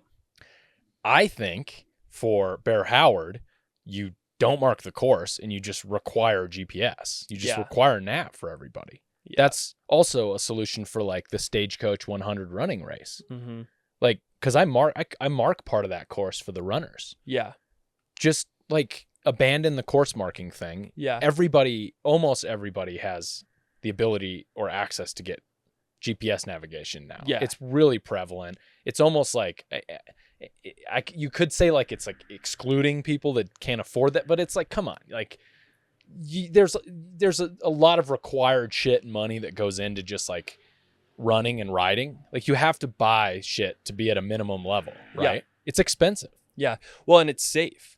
It's a tool Yeah. to be safe. I mean, Absolutely. The reason I got a Wahoo and I switched from Sunto was because I do not like being somewhere that I'm unfamiliar with. I like to create a route so that I know that these turns that I'm taking is going to get me back to safety. Yeah. Because it's backcountry. You know, we're going into the backcountry. And and I'm sure all those people who are like, well, hey, dude, fuck you, man. I don't have a freaking GPS Garmin. Well, do you have a fucking satellite phone? Right. In your back pocket called an iPhone? Or you do. Right. I guarantee you have a smartphone. You can use that. Yep. You know, like it's less convenient, but like buy a nav. You go to a fork, you get your phone out, boom, you take a left. Right. I think that I think that a race like that and the length of that race can do that. If you're talking like a 25, 30 mile race or maybe like an MBAA race or whatever, those maybe have the resources to like flag everything. Yeah. And they have the people. Now, another point I want to make about the volunteer thing. There's Aravaipa has done an amazing job at figuring out how to get people to volunteer for their shit. Yeah. Right? Like they are business people. They know what they're doing. The Cocodona is my wife's ran it twice. I've crewed for her both times. It's an incredible logistical operation. Yeah. The live stream, the flagging, the aid station, and most of it is volunteers. Yeah. Right? So like I would suggest so their system for recruiting volunteers is they give credit. If you volunteer, you get a certain amount of credit, which applies for future Aravaipa events. Yeah. So like Dustin, do that. Like I'd go volunteer in an aid station if he would give me credit for a race, because I'm so cheap. I don't want to pay for a race. Yeah. So this year you would volunteer at an aid station for a credit for next year. Absolutely, dude. That's a great idea. Half off for next year. That's a great idea. You know what I mean? And you're gonna get people that'll help. Yeah. And then you'll get a bigger group of volunteers, and probably it'll mitigate some of the issues maybe that he had, because he's using people who maybe aren't as familiar or less invested. Yeah. Like if you ask me to volunteer, I'm going to be in the right spot unless you gave me the wrong information. Yeah. I'm passionate about making sure that I'm committed to the people that are involved in that event and that they're relying on me to get their shit. You know what I mean? So if you got people like that and you got a network of people and you just gave a credit to a future race, like you've lost my money basically at this point because of what happened in the past. I just don't want to do it because I just don't want to pay the money to not have it tidy. Yeah. Right. But I would, if I got half off, I might reconsider, you know what I mean? Yep. And I would volunteer and I would help you and it would be an exchange of services. And then you could like grow that network out. And totally. I would tell people that they could do that. And you're running the race anyway. You're putting people on it anyway. So I don't know. That's just my opinion on that stuff. That's what I would do if I was in charge of it. And don't get me wrong. I've thought about starting a gravel race in Flagstaff, because there's just not enough. There's so much gravel roads around here, and there's only one gravel race. Like, and so Dana started the Verde Valley Randonnée. Yep. And that kind of like inspired me, like, you know, that there's so much opportunity there, but that's a different situation. Why haven't you done that yet? Oh, dude. Good. Yeah. So I want to see you lay down a 24-hour time on that. No, my goal is to go sub 20. Yes. That's like my goal. That's doable. So I beat like what Dexter just set the FKT? Yeah, 18 something. Dude. Yeah. So fucking I think crazy. You know, with like anyway, so racing and these big bikepacking adventures have kind of been on the back burner a little bit. Yeah. Just with I'm a new real estate agent in Arizona. Yeah. So saw that. Yeah. So congrats, man. Thank you. Yeah. And so I'm also doing property management. So I'm really trying to build like a solid routine before I take a little bit of time off to go do a 18-hour effort, Yeah. you know? Cause man, that's all I want to do. Yeah. I want to go like get on my mountain bike and put a few bags on it and just go try to get the FKT. You got a little kid too, yeah? I have a baby. Yeah. So I have a almost 2-year-old at home. Yeah, that's we're hard. we're getting married at the end of June, me and my fiance. So like life right now is just so crazy. I'm getting up at like 5:30 in the morning and getting my training in before work because I work till 5 and then I get home and I'm going to be a dad. So like welcome to adulthood. Exactly. 100%. You know, I just can't go on a ride at 2:00, you know, Right. like I used to be able to. And so, I'm focusing on really trying to build my routine, my family, and my business life, to a stable enough point to where, and in real estate and property management has seasons. Right now we're in the busy season. Like we're constantly putting new tenants in homes where tenants are moving out, which then we have to move more tenants in. Mhm. We're talking to owners. So May, June, July are going to be super busy. It's so hot in Cottonwood anyway right now that I wouldn't want to even put an effort in until probably September or November. Then I'm able to do that because that's when everything starts slowing down. So coming into the spring, when I had plans to do it, I think in March or April, I was in real estate school. I had a full-time job. I had a baby girl at home. I had a relationship to stay strong. So, I think life, like I'm in a season of my life right now that I'm still fit. There's no doubt about that. You know, like if I were to go get on my bike and go try to do it right now, I could, but I want to get my endurance legs there by November so that when I go, I'm prepared. But yeah, so all this bike packing stuff that I've been talking about forever, it's like we moved to Gunnison, Colorado with a trailer. Then we decided to move back to Flagstaff. Yeah. Then I had a job at the school. And then I was like, screw that. I'm going to go get my license. So my life has just been crazy since really I started the podcast. So that's why also the podcast kind of is like going on the back burner too. It's like I need to focus on certain things in my life that I still need to build a routine with all of the newness. Yeah. So that I can take on what I started, How old are you? 27. Yeah. So You got still a lot young. of pavement in front of you. Totally. Yeah. But, building, as well as anyone, I mean, starting a podcast is no like easy feat. Yeah. You know what I'm saying? Like starting the podcast, like I had to dedicate, full day to an episode, like an hour. And I try to keep my episodes to, an hour and a half because I had a baby to tend to. Right. And then after, I would edit it and then just post it. But, it's a lot of work to do that. And then so throw a full-time job, training, being a dad, it's kind of hard to fit that in. But the weekends, are like now it's starting to open up where I can, but I've always wanted to do this, the face-to-face. Yeah. Because it's so much more natural. The Zoom thing for me was super, it's really hard.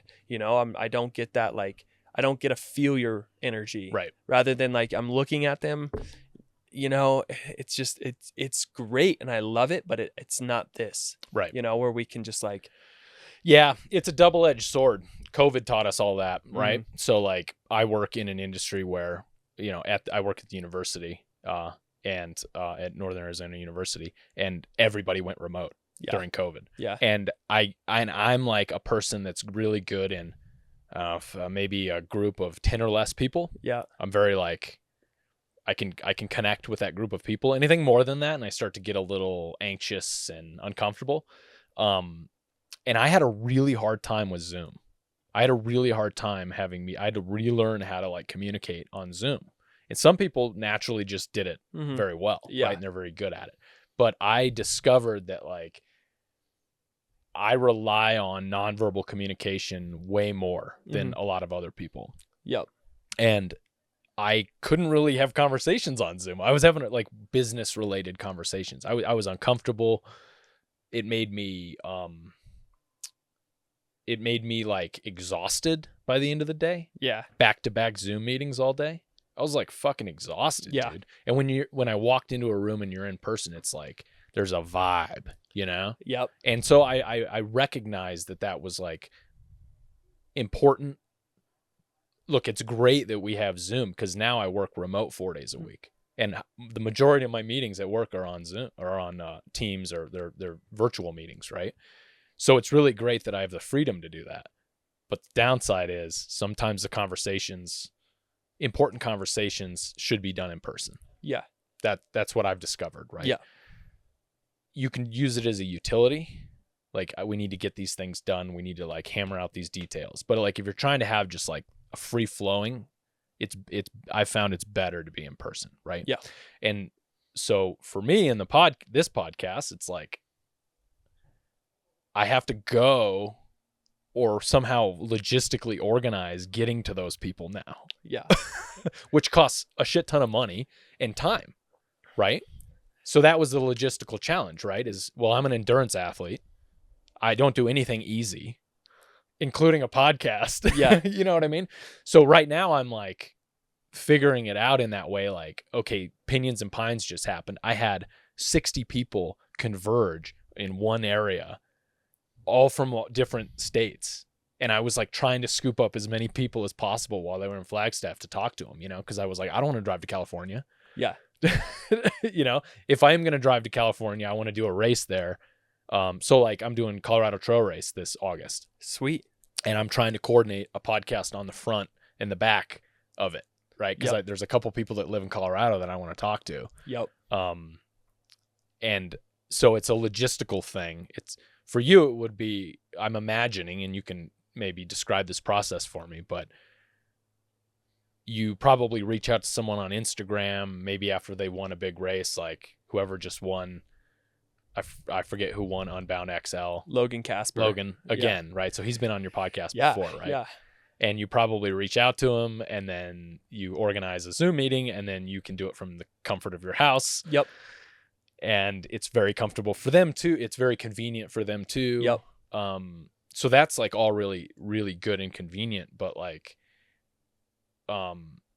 for me, there's some logistical downsides to it. 100%. I'm just committed to this sort of model. Yeah. You know what I mean? Yeah. It's, if I could do it differently, I mean, I've been trying to get mics and, try to sit down and create I've tried to create a studio, and I've done in-persons plenty of times, but I didn't have the equipment to do it professionally. I mean, I connected 2 mics into a laptop, for like GarageBand, right. I just try to like wing it. Right. And like we'd sit down and the mics wouldn't work. And it would be like 30 minutes of me trying to figure out how to get his mic to work or her mic to work. And mine works. It was just so like, but Zoom, I could reach out to like, that was great. Like, yeah, to get someone like Tyler Pierce. Right. Dude, in a million years, I mean, he was the one that's like, selfishly was like, oh, I could get him on the podcast, and maybe it would, he could filter it through his following, you know? It was more of a selfish kind of thing. Yeah. Mutually beneficial. Yeah. Yeah. Yeah. And we can go on to that if you want, of like getting him. Yeah. Well, I'm curious, like, how was I right in describing your process? Like, how do you get a hold of these people? Yeah. Well, that was, dude, the single speed coffee trailer. Yeah. That was like a marketing machine. Huge outlet. Yeah. I was at 24 Hours of Old Pueblo, and he got a coffee from me. Right. You talked about that on the pod. Yeah. Yeah. On his pod. Yeah. So he got a coffee. He started chatting, and then. Yeah. And he, he did the 24-hour solo after the race, and it's like, hey dude, how was it? Blah, blah, blah, blah, blah. And, we got to connect faces, and then I reached out via Instagram later, because I didn't bring it up at that point, because I really wasn't worried about the podcast at that point. I was like, oh, fuck it. Let me just reach out to him. But he's a bro, like, I don't know. He was a bro. I don't watch much of his stuff. No. Yeah. It was interesting, he was very much, he was kind of off-puttish. Like, I reached out, and he was like, well, dude, like, I don't want, I've had other podcasters like ask all these things from me. Like, I need to repost and this and this. And like, I don't want to be doing, I was like, dude, I just want to have a conversation. Yeah. Yes, I know that you have a big following, but you've also done like these really cool adventures, like Ride Across America. You just did 24-hour solo. You're getting into ultra running. Yeah. So I did all of these different things. You know what I'm saying? So that was like how I got interested in the first place. But then after a while, it was like very much just one-sided, and like kind of. What's up, man? How's it going? Thanks. Hey. What do you got? Flyers for the bike race I put on here in town. Nice. See, that's what I love about the mobile studio. The Bear Jaw Groove. Yeah, Bear Jaw. Yeah.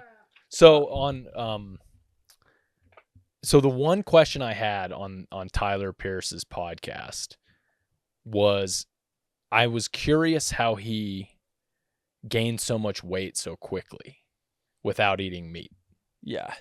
That was one thing that just didn't add up to me. Yep. Because he put on all this muscle mass and all this weight. And I'm like, the only way to really do that is to either start eating protein again or supplement.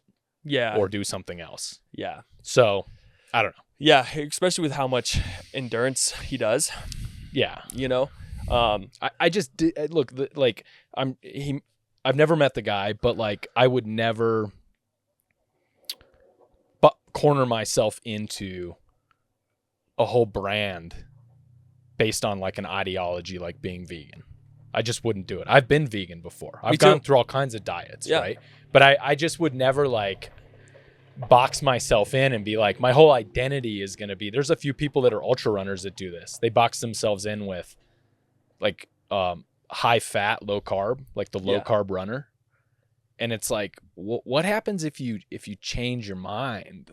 You've now built this entire identity on social media. It's like getting a tattoo. It says vegan. Except for your whole audience. Yeah. Maybe not all of them, but you're definitely, it's definitely an ideology. Being a vegan is like, it's very, very close to being a religion sometimes. Yeah. Like it's very like team vegan, And so is like the low carb, like diet in general seems to be like. Yeah, it's a soft subject.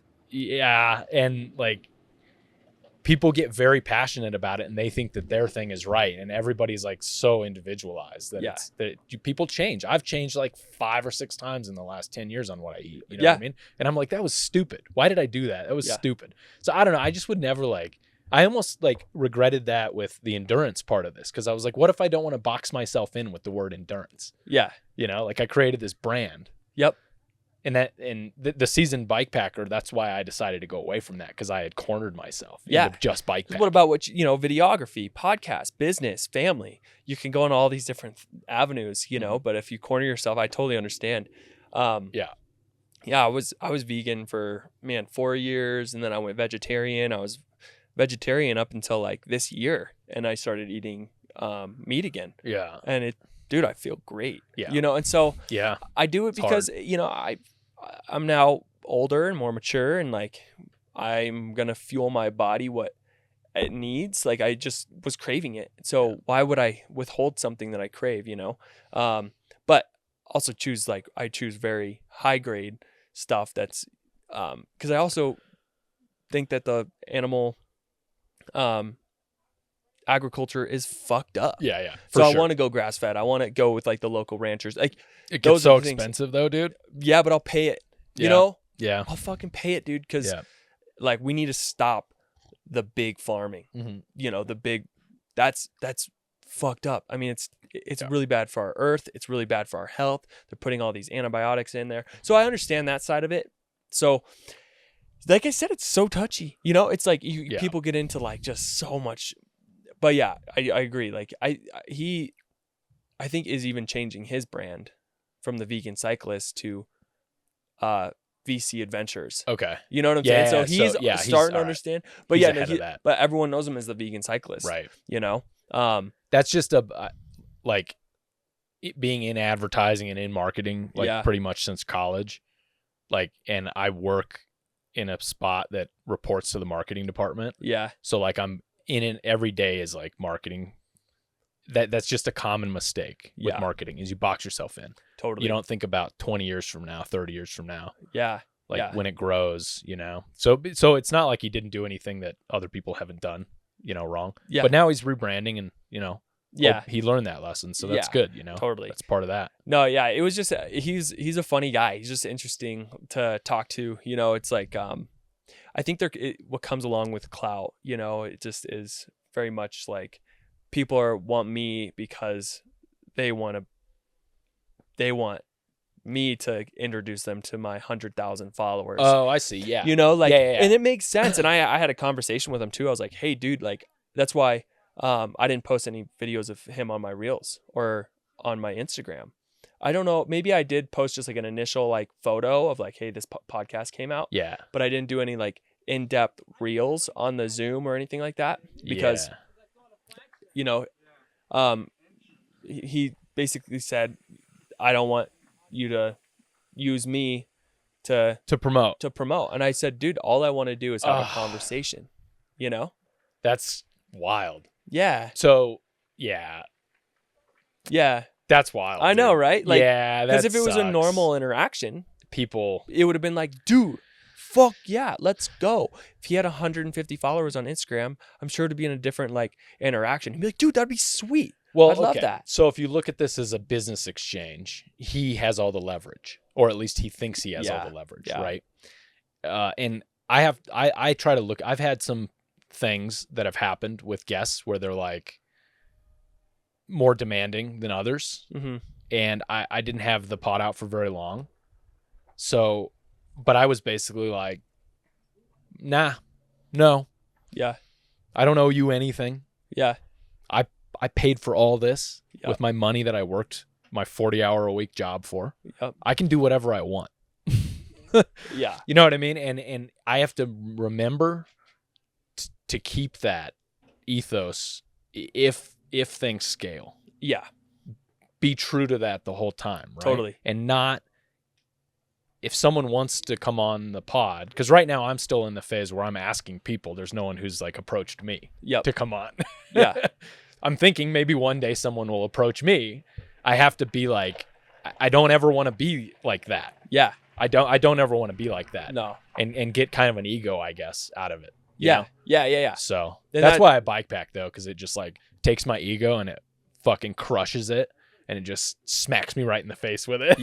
You know what I mean? Yeah, you get so vulnerable, dude. You know? Yeah, like, dude. That's why we love this sport. Yeah. You know, it keeps us humble. Oh yeah. But it was just, you know, I think when, and I'm not speaking about anyone specific, you know, but I think when you do talk to the iPhone to your followers that are somewhere else, you make videos and you're constantly interacting with that you start to lose what's true and what's around you, because you're always looking for the content. You're always looking for the next thing that you're going to make. You're always, you know, it makes you money, and I get it. But sometimes when people do this, it's for the content, it's for the views, it's for the comments, it's for getting the extra follower. Like, well, if it pays your bills and it feeds your family, it's a fine line to walking, right? Because like you're now indebted to that process. Which is a scary, I never ever want to be there. Ever. I want to be able to like walk away from this tomorrow financially. Be like, I'm going to take 2 months off. Cause like the moment you become indebted, like you have to put food on your table for your family, you have to have the followers and you have to have the comments. You're now very close to like being compromised. It's like a jail cell. People can navigate it, I think, but it's much easier to get sucked into it. It's much harder to stay true to yourself when it's the sole thing that's generating money for you. That's it. Because money corrupts. It corrupts. Just like back to what we started with the sponsor thing. It's like a very slippery slope. Totally. So. It is. And no, I have nothing bad to say about Tyler or anything like that. You know, it was a great podcast, and I'm so thankful he got on there and like gave me his time. Like that was huge, you know. And we giggled, we had some fun conversations, and we just went on our way, you know. And I actually liked him more after listening to him on your podcast than before. Because I had seen a couple of his videos and I was kind of turned off by him, but he kind of seemed like more open to new ideas. Like he was kind of evolving as a person in that podcast. And I actually I came out of it like, hey, you know, he seems pretty nice guy. So like it was like, I really enjoyed it. And what was great, it was, initially I asked him, I was like, hey, I'd like to have you on my podcast because I had major body dysmorphia. Oh, okay. Like major, dude. The man version of anorexia. Okay. Growing up from 16, 17, 18 until I was about 20, 21. I had some major body issues. Never saw myself in the mirror as like I wanted to. I always thought I was fat or, it was toxic. Yeah. So he made this was like all through your hockey. Yeah, it days was and hockey. It was stuff? like kind of in high school, when you got like kind of picked on, and then I got in the gym, and then the gym was it was toxic. Cause dude, I was really, really big and cut. Like I had abs But it wasn't good enough. What no, you saw it was was never, like ever, right. ever good enough. I mean, I could have been Arnold Schwarzenegger and I'd still been like, oh fuck, dude, I'd pinch always. Yeah. I'd pinch my belly and be like, oh, dude, you need to go into the gym and you need to do like 200 set or 200 reps of 20-pound ball crunches. Yeah. Like dude, I mean, my workout routine was ridiculous. It was ridiculous. But he made this post. So he made this post of like how he saw himself as normal and he was super, super, super skinny. So he made this body transformation post and was like, I'm finally coming into I'm getting knocked into reality of like, I didn't look good. I didn't look, because as a cyclist, you need to be skinny to be fast. You need to be light. You need to look watts a certain per kilo, right? Well, exactly. Watts per, and we talked a lot about watts per kilo. Yeah. So I reached out to him, not about like the 24-hour race, not for clout, but because he has this big name, and if he can be vulnerable and be honest with like his body transformation, and like he gained muscle. He looks good. He looks healthy now, you know. He gained weight. And so I wanted him to go on the podcast and kind of talk about like kind of that battle, because we kind of all go through it. And when I started cycling too, like I wanted to get to a certain weight, and I'm like, fucking stop. Doesn't matter how much you weigh. Doesn't matter what you look like, like, dude, just enjoy it. But it was cool to hear his perspective on like he's starting to incorporate like weight training and trying to look good for his wife and all these things that like are that encompass cycling, So didn't he say that it really hit him when he went home and he couldn't even like lift his daughter up to play with her? Yeah. That because he was so weak. Yep. From being like trying to hit this watts per kilo number. Yeah. Yeah. And he like that was like the moment. His life. Yeah. Yeah. And that story kind of like extends to just kind of we all face something along those lines of not loving ourselves in some way. Oh, you know? Like it could be anything. And so that's initially why I kind of try to promote, like try to get someone on the podcast, because they have this amazing thing that they do. Like they're really good at like winning Unbound Gravel. Yeah. But then it was a complete different story. Yeah. And so like with him, I wanted to really talk about his body image and like what he struggled with, in that so it can relate to someone, you know, and like it totally did. It totally related to me. It was like really it was really cool. Yeah. That's a really cool way of authenticity with people too, Yeah. And I think that's what people like about these things is authenticity and relatability. And I like having people on who are the middle of the pack or the last place finisher. Yeah. But you know what? They fucking finished. Totally. And they usually have the better story. Dude, totally. Yeah. Yeah. Totally. And I used to be that guy like 3 years ago. Yep. I was the last place bike pack finisher. Yeah. You know what I mean? But I finished. Yeah. Like that put me in a the 60 percentile. Yeah. Because like the attrition on bike packing races is intense. Yeah. And so I think that was more relatable for me and more interesting to me. And I'm finding that those people also are more relatable for a group of, there's a subset of people in the world that want to hear from those people too. You know what I mean? Yeah. Because they identify more with those people. 100%. And then you get you dig in, and there's a lot of really intense and interesting stories of struggle and overcoming other things. Yeah. And so like I want to ask, what made you want to get into like these crazy adventures?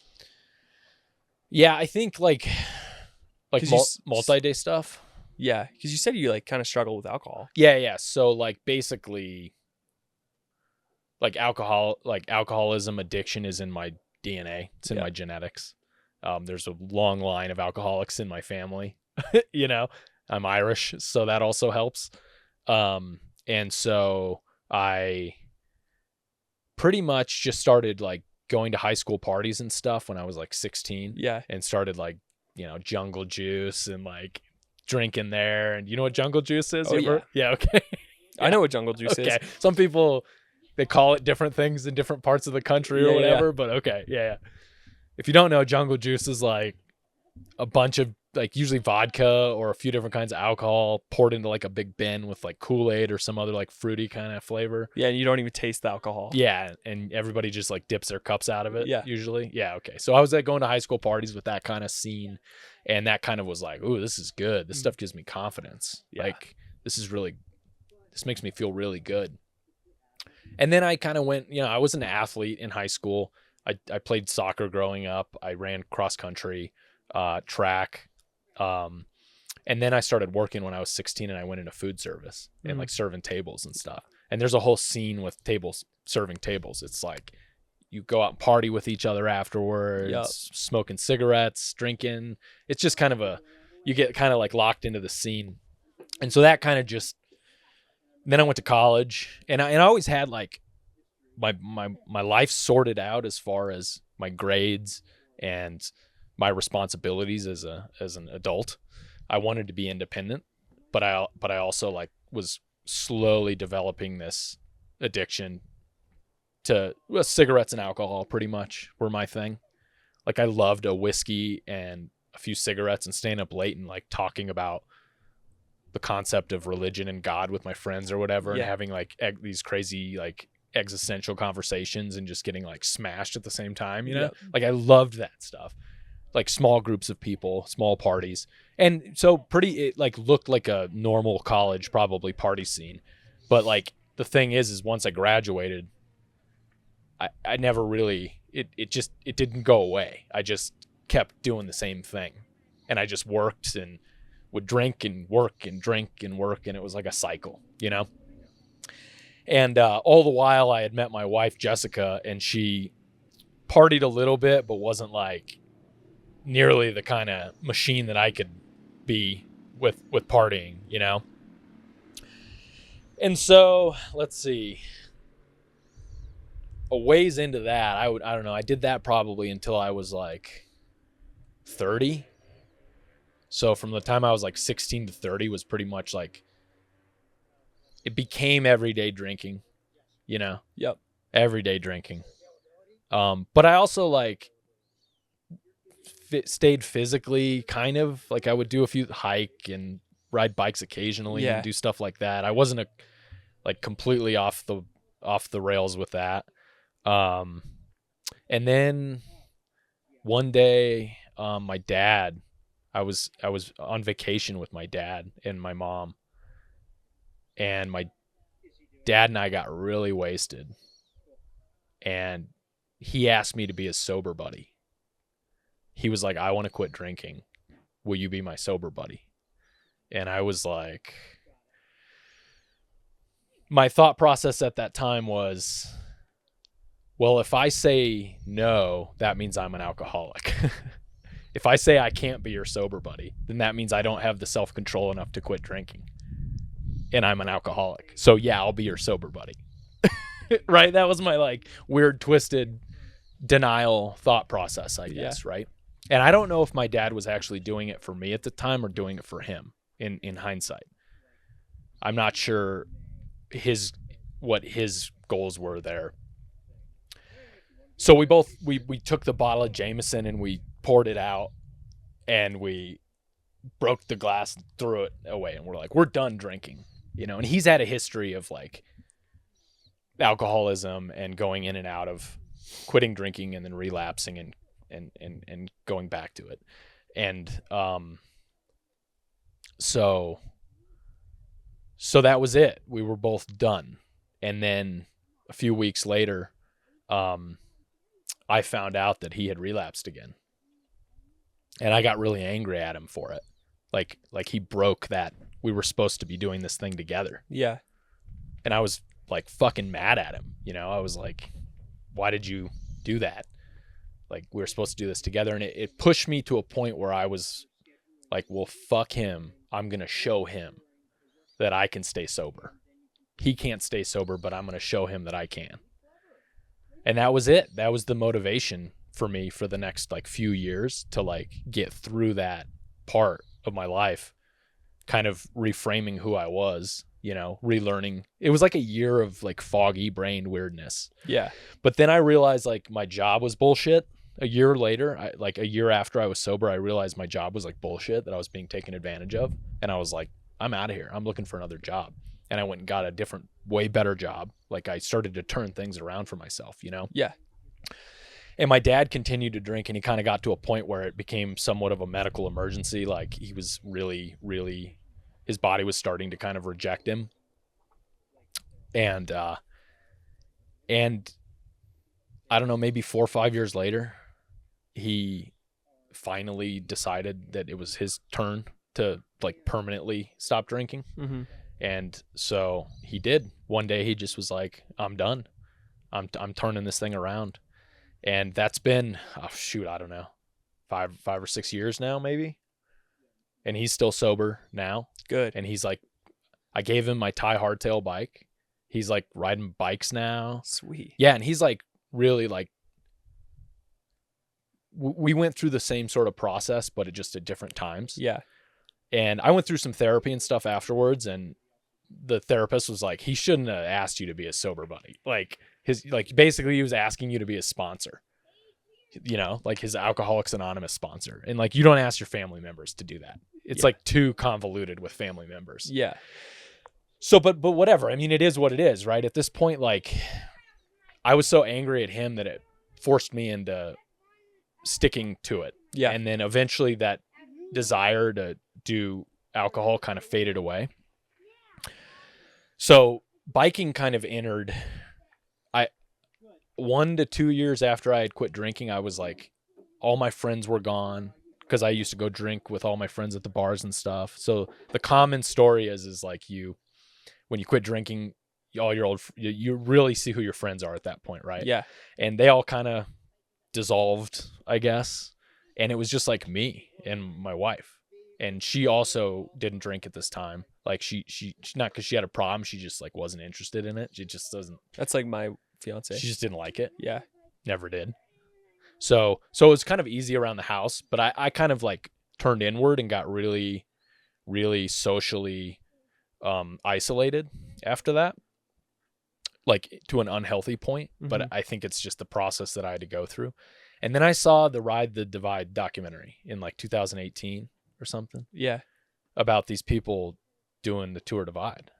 And I was like, I kind of, in my head, I was like, one day, like that's a goal. One day I think I want to try and do that, you know? And it was in this weird spot where I was searching for purpose a little bit, relearning. In hindsight, I was having to relearn who I was, because I went through my entire developmental years. Like, frontal cortex on men doesn't fully develop until you're like 25 or 26. Yeah. Like, you don't fully become like a thinking, testosterone out like human until you're like 25 to 30. Yeah. As a male. And I spent that whole time like pickling my brain, basically, like not allowing my brain to form opinions and self-identity and all this kind of stuff, because I was just kind of in this fog the whole time. Yeah. So when I quit drinking, I realized, well, I didn't realize until hindsight, but that I was having to like relearn all that stuff. Like, what are my opinions on, I don't know, political issues, or I don't know, just who am I as a person? What do I want to do in this world? What do I want to give back to? Right? Like, I was like fucking learning all that when I was like 34. Yeah. You know? Yeah. And so biking kind of slotted in there. Well, so I got addicted to food right after I quit drinking. Yeah. And sweets, because that sweet thing with alcohol I replaced it with like chocolate, and dude, I was like over 200 pounds. I gained all this weight, and I'm like a pretty short dude. So 200 pounds, I was a pretty chubby dude, you know? And, I was just eating and eating and eating. And then I got this new job at NAU, which is a good job, but I got like really addicted to work. And I just started fucking working all the time. I was working like 7 days a week. So I was just like eating and working. And I was just like, ooh, like I'm just an addict. Like I realized at one point, like I'm just an addict. Like no matter what is it going to be? What am I going to choose in the roulette wheel of addiction? You know what I mean? Is it going to be alcohol, porn, food, or chocolate? Yeah. Or the fifth choice, was that 5? The fifth choice was getting my heart rate up. It was dopamine. Yeah. The addiction to dopamine. Right? Yep. And that slowly like worked its way in, dude. I saw that Tour Divide documentary. I did 1 or 2 bikepacking trips with like a bob trailer. Yeah. Like totally piece of shit setup. Yeah. You know what I mean? Yeah. But my dad went out with me on those, and like he had he brought like a covered trailer for like a support vehicle. And I didn't know what I was doing, and then that slowly like evolved.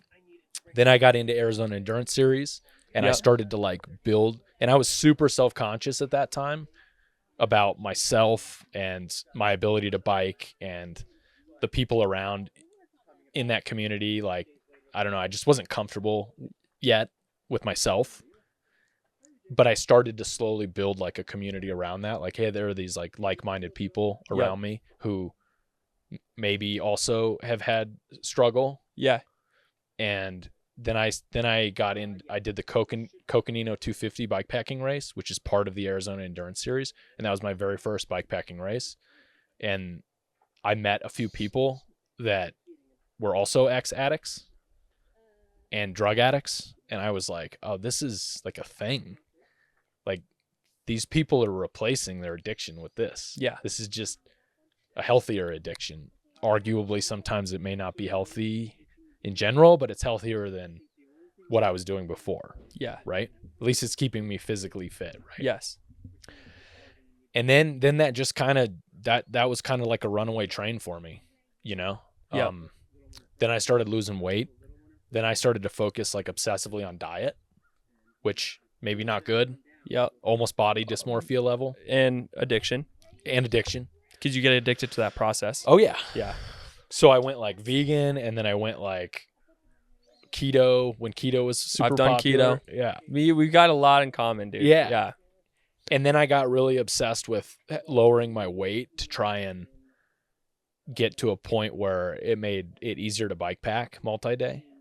So almost that like watts per kilo kind of obsession. Yeah. And that was just like last year. It's like for me, it's like everything can easily go off the rails. Yes. There's no moderation with me. Yep.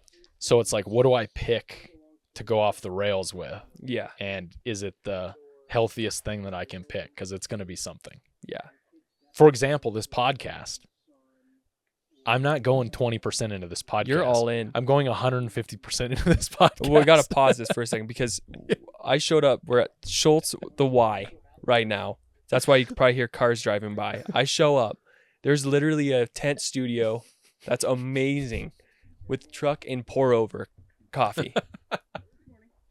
Yeah, right now, what the you're pour over. seeing is a studio, but what I'm seeing is forest, people about to go rip on their bikes. This is the perfect place for a podcast. So yes, you go all in. Yeah, dude. Yeah. And my original plan was like, oh, I'll do 1 pod a month. And I'm like, you're like number 17. And I've only been doing this for 3 months. Because I just opportunities keep presenting themselves. Yeah. And I'm doing like 2 a weekend now. Yeah. Because like the people are here. It's like logistically, it makes more sense to like bank a few. Because like there's people around.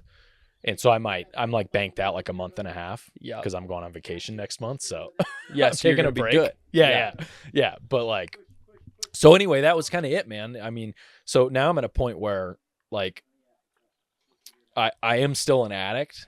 Now, I never like went to like a formal AA or anything. I had a bit of, spiritual is a co-opted word. I don't like the word very much, but it was the closest thing I can describe to it. Was there was a different Dylan that came out afterwards. Yeah. Multiple experiences. Yep. One in this parking lot, actually. Yeah. Oh yeah. And definitely softened up myself a little bit with that. Like I got more sympathetic and empathetic to people. Like I used to be an atheist before, and now I'm just not sure. Yeah. That's so true. Now I don't believe in God, but I'm not 100% sure that that's all that's out there. Because man, I saw something. Yeah. Yeah. Yeah, and I've had connections with nature. It's like I'm kind of along the lines now of maybe God is something wrapped into like nature somehow, because I've had some stuff that's happened that is hard to explain with science.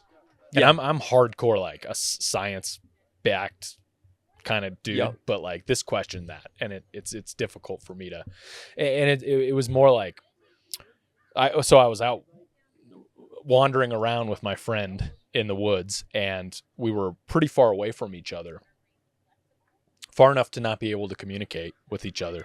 And we were walking, we were at this disc golf tournament, and we were just like walking out, and we both stopped and felt like this blackness in front of us, like darkness, like so I stopped. I felt like this energy that was like, don't go this way, like there's darkness over here.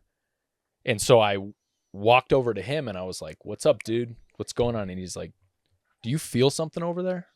He was like completely independently, like we weren't even next to each other when this happened. And he's like, did you feel some like weird shit over there? I'm like, yeah, like we're not going over there, it's not happening. And we both turned around and walked the other way. But it's like the little things like that. Like, how did what was that? Yeah. What was it that made us both like, and I don't know what it was. I never found out, but weren't going over there. No. Like that's how strong that feeling was, right? Yep. And then just also the manipulation of time. I'm like fascinated with that. Totally.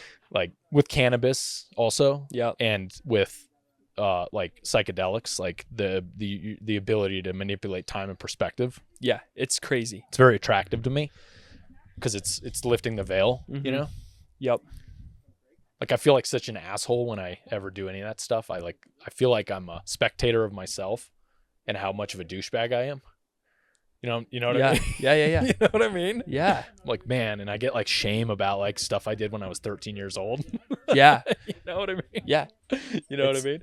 It's interesting. Like even when you look at a tree, you're like, whoa, there's a whole universe in that tree. Like, like it's so alive. Like, I mean, the bark's moving.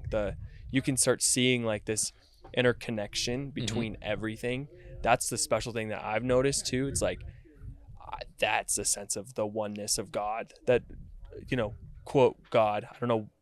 It's just a word to describe this source of energy that's like connecting everything. But when you're on psilocybin, I mean, I feel energies. If I'm with someone, I could feel energies from other people. I can like feel like I am a part of this earth, like not separate. Like I'm not walking on it. I'm like walking in it. Yeah. Like I'm it as well. Like Totally. I'm no different. Like when I look at my hand, it's the same as when I'm looking at the dirt, but just different. Like it's this life. Have you seen your hand when you're tripping? Oh yeah. It sucks. It's like, whoa, I don't like that. Yeah. But it's like, it opens your mind to like, I'm so small. Yep. But yeah, I'm so big because you feel like this. You feel like you're a part of it all, And so when you're off of it, you start thinking, so differently. And like all the things that you've done in the past, you're like, how could I have done that? Like, what the fuck? Like, you were so narrow-minded. Yeah. Like, oh yeah. Now it's like, that's why they call it like open your mind. Like you truly feel like anything's possible.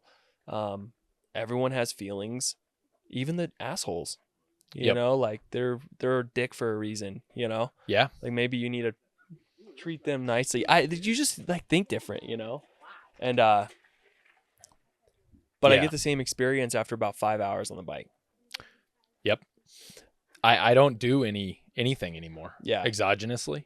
Yeah. I don't take anything because I can't replicate what I get on the bike and endurance stuff. Yeah. It's giving me chills right now. Yeah. Because I'm like, I see the yeah, goosebumps. dude. I'm like, there's something special about that you can't. It's so powerful. The serotonin or dopamine or the mixture or whatever it is that's happening inside. That blows everything else out of the water. It blows any drug, any alcohol out of the water. Yeah. In a very like intoxicating way. Yep. That's like totally type 2 or type 3 fun. But then the weeks following, you're in this like afterglow. Yeah. And the longer you do it, the more that process happens. You know? Yeah. And I'm the same with you though. It's like it becomes so addicting that I'm almost scared to go into that ultra world. Yeah, you'll be fine. Because of You'll how I love am. it. I know. But that's why I'm scared. It's like a addict who quit heroin Yeah. and someone's like, you'll love it. I know I will. But I think I get into a hole where I'm all or nothing, you know, and in this sport. And so if I start pushing the envelope, Yeah. I don't think, because in that realm, there's really no ending to how far you can go. So it's first going to be a 200. Just when your body fails you. Yeah. That's about it. Yeah. Yeah. Right. But then it's like, if my body fails me, I'm going to do it again, but I think I can go further. Like, that's what I'm saying. It's like, yeah, your body will fail you. But then 3 weeks later, all I'm going to think about is that failure. So then I'm going to go do it again, but I'm going to try to push that envelope even further. Yeah. No, I mean like you have like long-term medical problems. That's the only downside from like, oh, yeah. you know what I mean? Like you're unable to continue because Oh. you've beat your body up so long. 100%. That's like, so hopefully by then the medical joint replacement industry will be so good that you'll I be can start fine. feeling my fingertips. Yeah. Yeah. Yeah. Because like, Yeah. but that's why I've been like getting into like running Yeah. too, is because of if I'm overdoing it in cycling, you know, like I do start feeling different joint issues, you know, Yeah. but then I run and then I start getting shin splints. So then I go ride. So I'm like kind of switching it up. Yeah. And That's healthy. yeah, I think it's very healthy. That's why I started running. Exactly. Plus, dude, the cross training is Yeah. so good for biking, Dude. especially hike a bike, which I know you don't do any of that yet, but I try not to. you're at 170 Yeah, I or try. 180 BPM. Yeah. But Is that what's your normal beats per minute for? You said 170 for an endurance, like a Yeah. 100 miler. yeah, like it averages out to like 165 Okay. after like 3.5 hours. But every time I look fucking down, it's at 172. So I don't know how it's fucking 165. I must like when you hit in the descents, like when you're not looking at your heart rate, I'm sure it drops to like 150, Yeah, which then brings the average down. But every single time my legs are moving, I look down, it's 170. That's funny, dude, because my functional threshold power is 172. So I start to not be able to flush lactic acid at 172 beats per minute. Oh, That's because I've spent a lot of time on the trainer, yep. like really dialing in that number. Yeah. Like where do I basically have failure? Like where can I not flush the lactic acid as fast as I'm generating it? Yeah. And that's 172 beats per minute. Interesting. Yeah, right in that zone, which is kind of high for my age, I think. Yeah, which But- is probably good. I mean, that means you're probably pretty fit if it's at 172, and that's your threshold. Yeah. You know, and I'm 27, so Yeah. 172 is I can hold that for 4 hours. You know. That's pretty gnarly. Yeah. I can hold that for maybe an hour. Yeah, yeah. Like when I do a 100-mile race, my average is like 168. That's Dude. not good. I mean, that's high. Yeah. Like I feel it too. I mean, I feel it, you know, but like my FTP probably, well, when I had a power meter was like 378. So I could hold 378 watts for 20 minutes.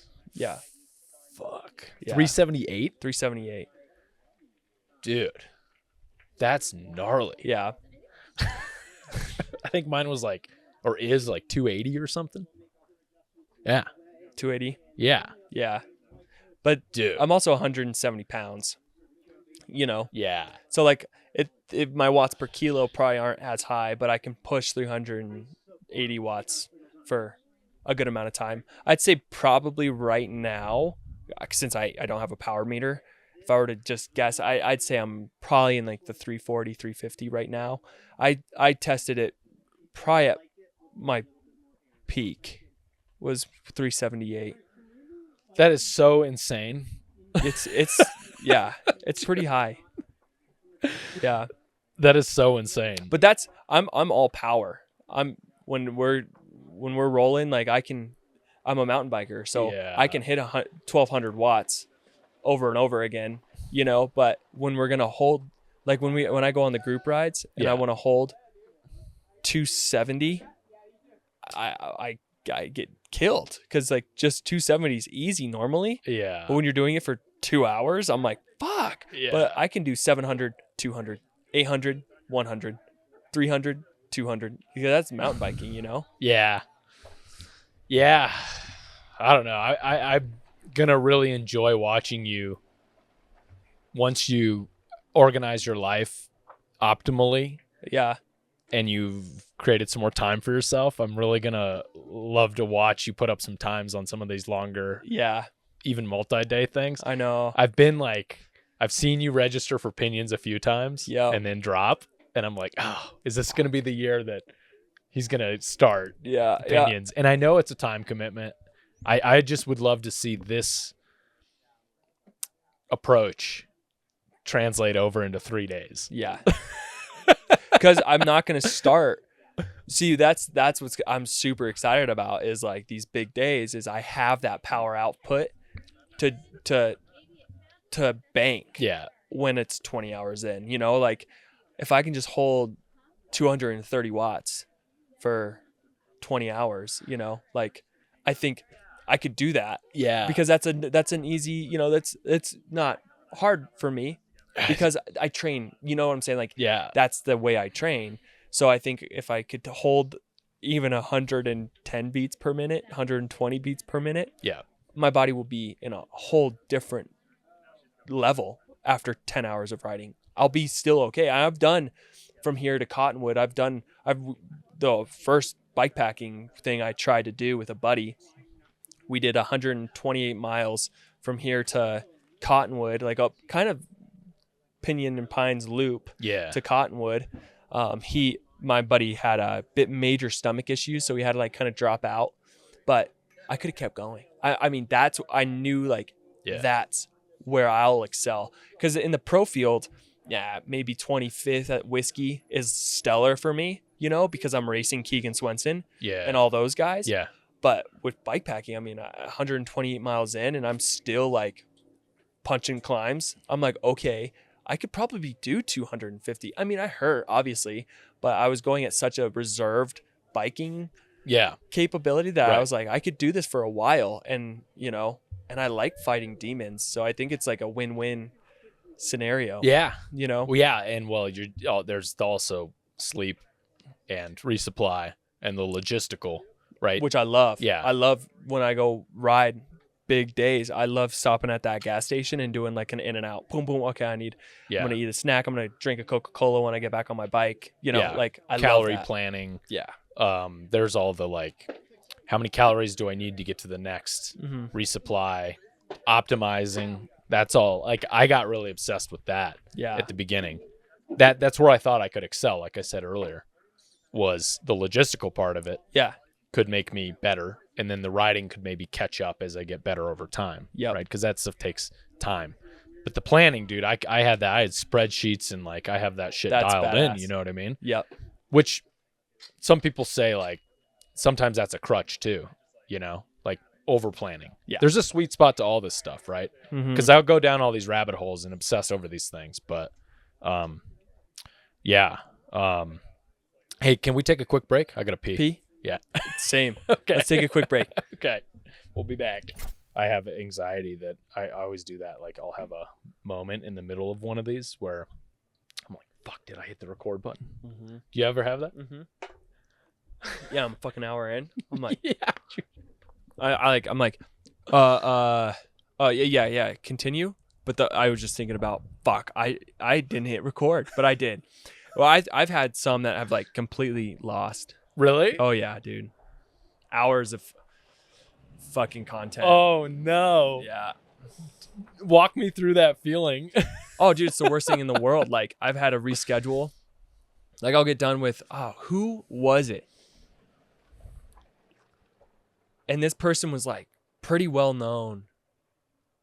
I had a full on interview. It's about an hour.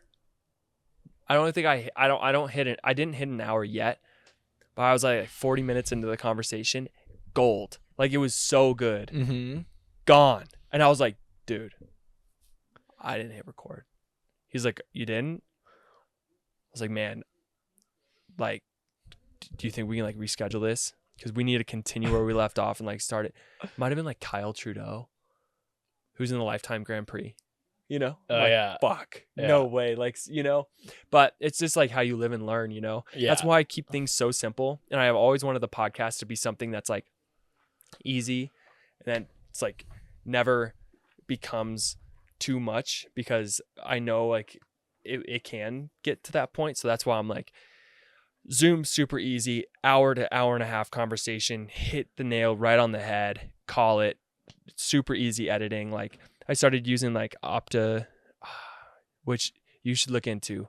It's sick. It's an AI video editor. Oh yeah. It costs about like $32 a year. Yeah. You take you upload this whole conversation you can do it on your iPhone. Yeah. It downloads it all. So it takes a little bit, downloads the whole video. Then it transcripts the whole video, goes through everything. Mm-hmm. And it takes key points in the conversation and makes a little short Instagram reel. Okay. It'll save you hours and hours. I thought it was bull. Yeah. Like, seriously. And I have it on my phone, What's it so I called? can send it. I don't know on the top of my head, but I'll Okay. send it to you after. Okay. Dude, I uploaded like Taylor Ladine's conversation that I had with him after 24 Hours of O Pueblo. Yeah. Just for the shits and gigs. Like, uploaded it. Like, you could do like like if you put this on YouTube, then you just like copy and paste a YouTube link into it, and it'll like transcribe it and then come up with it could give you like 10 different Instagram reels with 10 different conversations. And it'll even put the captions in there too. Like, any caption that you want. Spot on. Every single one of those videos were going to be like, it could be viral. It takes it just knows what you're talking about. I have no idea. That's interesting. And I thought it was bullshit. Yeah. And because I did the free trial just to see, and it saved me hours. Because you know how it is, dude. Okay, Yeah. I remember that conversation. Where was I left? It was right around here, and then you kind of go through 3 hours of conversation to find that one thing that you talked about that was going to catch someone's eye. Sure. Nope. Yeah. That's it for you. Interesting. I had on my list here to talk about your process on some of this stuff, because I sometimes, when I am identifying what I want to be a reel, it's like you're trying to guess what you think will be popular or what other people will find interesting. Yeah.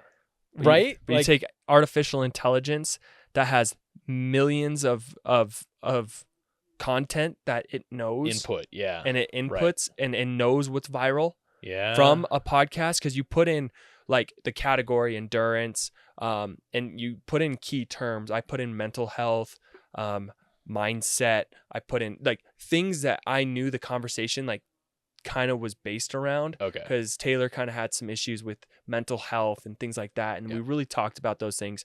And as soon as I put it in there, transcribed it, boom.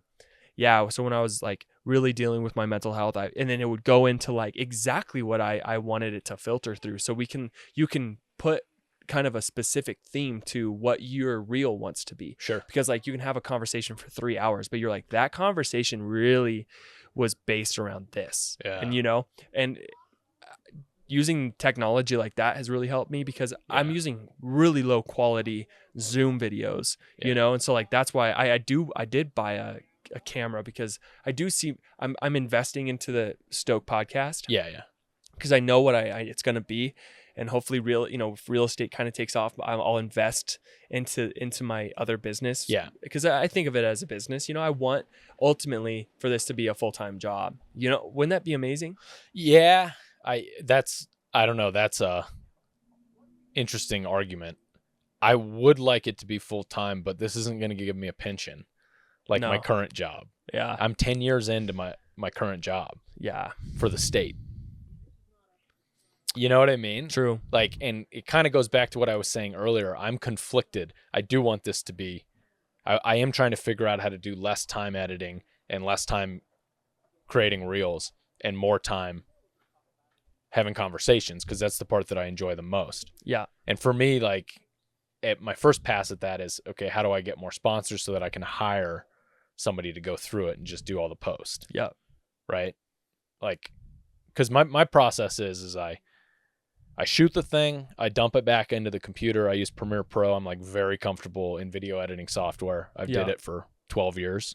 Like, I was an editor. That was all I did. And I sat in a dark room and just edited for 12 years. So like I just slot right into it. But so I go back, I compile it all together. I put my intro on, I do any of the cuts and the transitions, and then I watch the whole thing back from start to finish. And I mark things that I think are going to be interesting for people or that could become reels, basically. Yeah. So I go back through and I say, oh, that part of that conversation was interesting. So I mark it.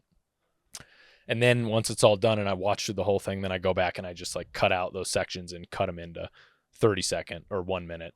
Yeah. Well, on YouTube, it's 1 minute for shorts. So I just cut one. Yeah. I think Instagram's 90 seconds for the max. Mm-hmm. So I just cut 1 minute for everything. And then just, my wife handles the Instagram account. Oh, nice. Because I'm not a big fan of social media. But it's important. But it's necessary. Yeah. And it also, I use it to communicate with people too. Mm-hmm. It's a good way to connect people. But I'm not a big fan of social media as far as like the predatory nature of it. And again, like, it's an easy thing for me to get addicted to. Like, it preys on people like me. Yep. Because it hits that dopamine thing. Yeah. So I have to be careful because I'll just, it'll get me. It gets me, dude. So I have her manage it, and I'll check it occasionally and stuff, but like, I like can't have it on my phone. I only check it on a computer. I make it intentionally not accessible. Yeah. That's my Smart. problem. Smart. But I think a lot more people are addicted to it than they know, you know? There's billions of dollars being put into making you addicted to it. So like, yeah, with way smarter people engineering it for advertising.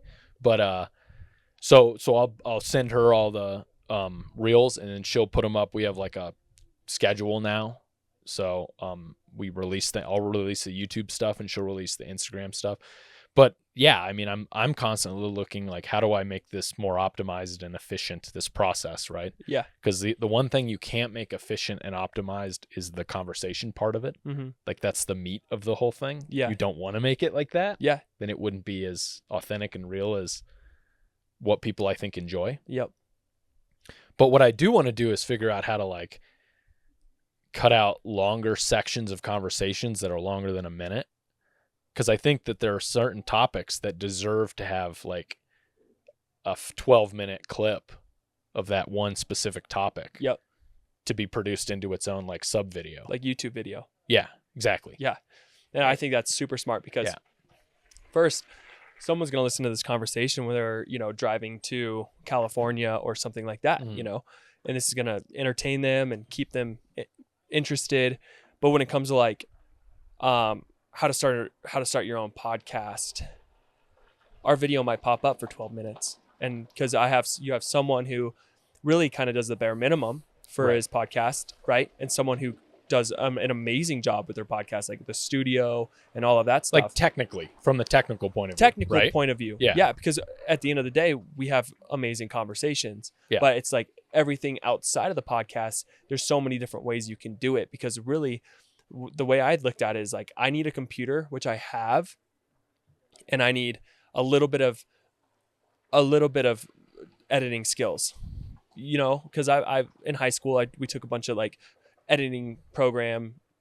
You're graphic designer too, right? Yeah. And I do graphic design. Yeah. And so like that helps with making my own logos, making my own brand, doing things with like the thumbnails.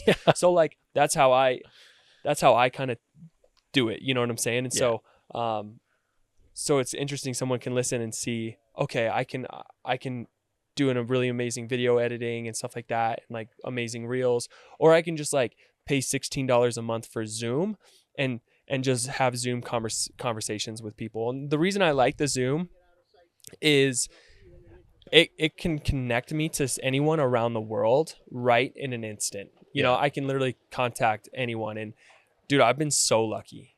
Like plain and simple, from the day I started the podcast, I've been so lucky. Just getting into contact with, first it was Dana, you know, like the Verde Valley Randonnée was like the first one that kind of took off. And I was really surprised with how many people listened to that podcast with not even having a podcast.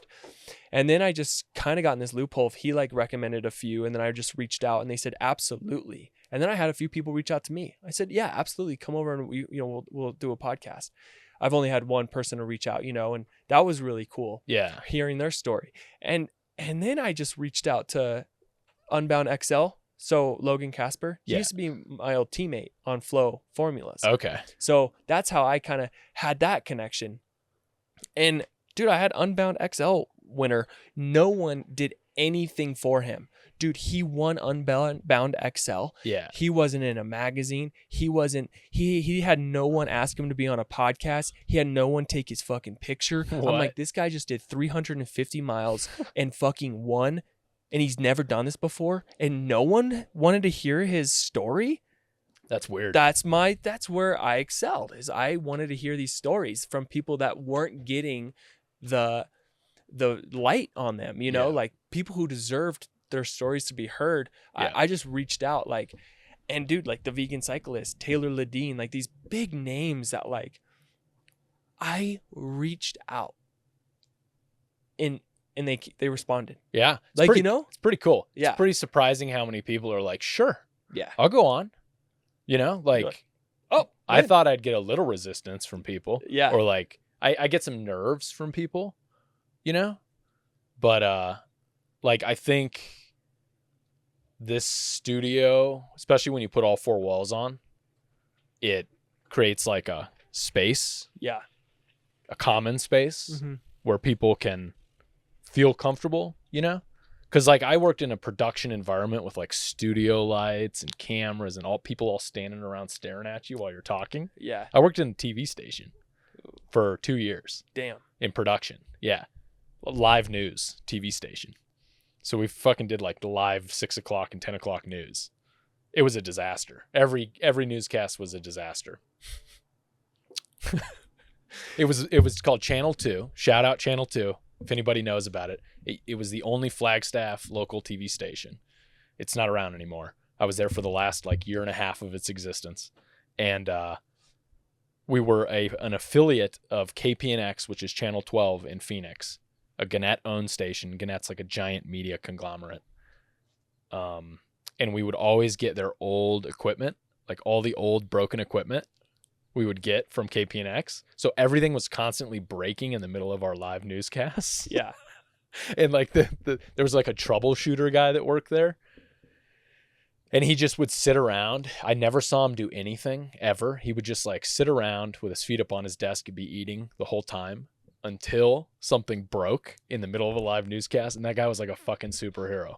He would like show up out of nowhere with like duct tape and like toothpicks or whatever and like fix something in the middle of a live newscast, like a tape deck or whatever, like a magician, dude.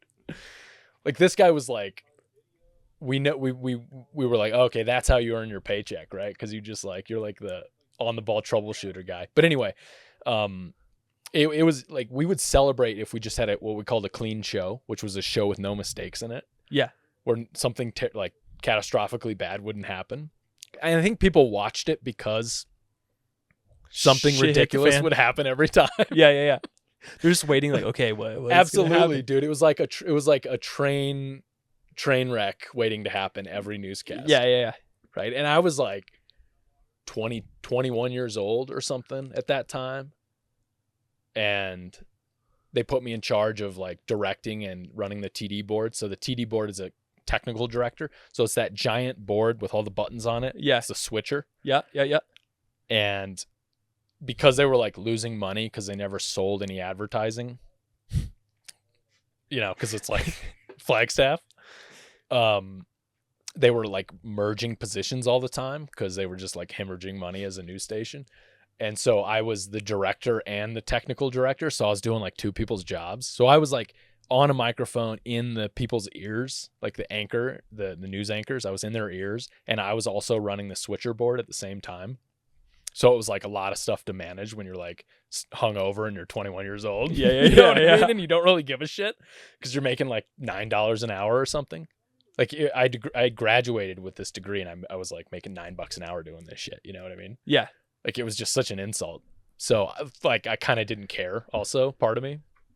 And dude, I mean, we had some catastrophic stuff happen, like both in production and with the news anchors, because we would always get news people right out of college too, and they didn't really know how to handle situations either, because they were like using it as a stepping stone. So, I mean, I had situations where people you'd take back to them, and they'd just be like deer in the headlights, like frozen. Yeah. You're in their ear. You're cueing because you like something might cue. There were some words you would say, and then you would cue up in their ear so you could talk to them. You'd be like, cue, start talking, go. And they were just frozen. And then you'd be like, fuck, what do we do? Your choices are either like go to commercial, go to black, or go to this guy named Lee Bourne, who's the weather guy. Do you know Lee Bourne? No. Okay, he was like a local legend at the time. He was a snowboarder, and he was a really cool guy. Today the weather's the forecast for some powder. That's exactly. And so, but so many people owe Lee a debt because he saved so many anchors' asses. No matter where he was in that building, you could like hit him in his ear on his mic, and he would start talking about the weather. So like in that situation where that chick just froze up, we were like, Lee, are you ready? And he'd be like, yeah. And he was like walking to the bathroom or whatever. So we'd go onto the weather screen and cue him up. And he's like walking down the hallway, and he just starts talking about the weather over the next, the 5-day forecast or whatever. Dude, that is so funny. Yeah. I mean, he saved so many people's asses. One time I had a meltdown one time live on the air where I took to the wrong camera, and then I don't know what happened. I like short circuited or something. I don't know exactly what happened in my brain, but I just, instead of taking to black or commercial, I just started pressing every button on the switcher board, like going down the line. I don't know what happened, dude. Were you just like, oh shit? Yeah, I was just pressing buttons until I like found the one that was right, but it was like going every camera around, like it would. So someone's watching, like go. It was like color bars, camera 1, camera 3, outdoor shots, weather shots. Yeah, dude, it was like such a disaster. And like I'm sure like the anchor who was just sitting there, like, and you go to like camera 3, he's like picking his nose. Yeah, dude. Yeah, I mean, one time there was this thing called critical focus that you would do, where you would have to zoom all the way in. So when you're pulling I don't know how much you know about photography, but when you need to focus, you zoom all the way in and you focus, and then you pull back. And that means everything within that depth of field is in focus. Yeah. Right. And that's called a critical focus. That's kind of an old school. Nowadays, like you can just like tap on the screen and it'll focus. It's much easier. But I took to somebody one time, and they were zoomed in on the person's nose. And I was like, zoom out. Like, dude, such crazy stuff. And we would always get yelled at by the anchors. Yeah. The anchors always blamed, like the news anchors, because they were always the ones that looked bad. Yeah. They would always yell at the production people, like every night. It was just like coming home, like to your dysfunctional parents' household or whatever, and getting yelled at. Ooh. You would just do the newscast, and you just knew that you were, gonna get yelled at. It's 11 o'clock at night. All you want to do is go home and start drinking. And like you just gotta get through getting yelled at by the anchors again. Yep. And move on. Dude, I would never do it again, ever. That sounds intense. So this is easy. Yeah. Not live. Yeah. Live was just so stressful. I think we could kick butt live, bro. If we were like do a live stream right now, we'd kill it. I bet you're right. Yeah, we would kill it. We have the vibe's going good now. I mean, that was like news though, it was just like so formal. And today, yeah, brought to you by KT1 Sharon from the local council office disturb the local police. You know, you're like, Yeah. cricket.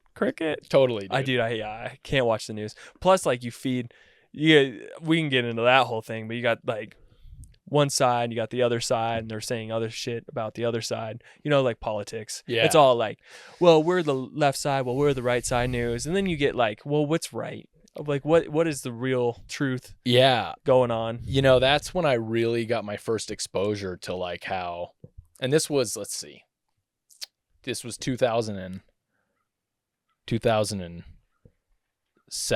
Mm-hmm. I think, was when I was working at this news station. And it was when I got my first exposure into like how biased some of this stuff is. Yeah. How like paid for and bought on the back end some of it is. Yeah.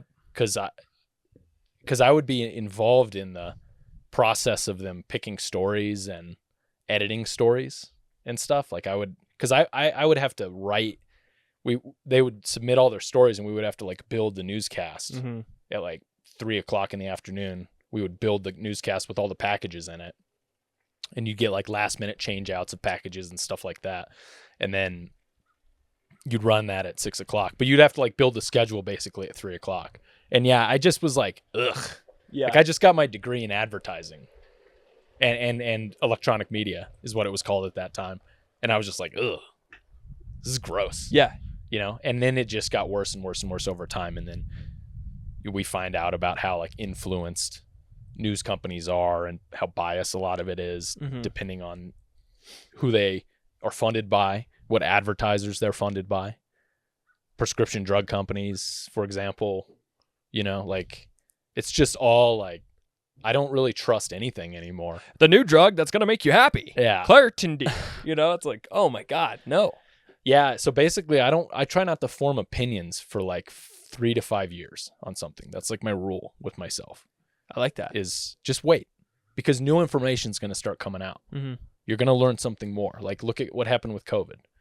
New information came out. It's still coming out. Yeah. Right.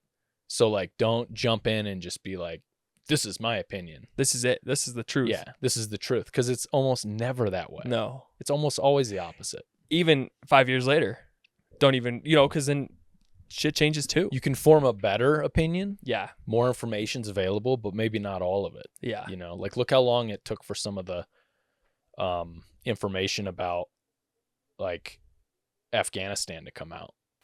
But just all that, the 9/11 stuff, and it took like 20 years to get like full information and to go back to before 9/11 when like the US was funding Osama bin Laden on certain stuff to fight the Russians.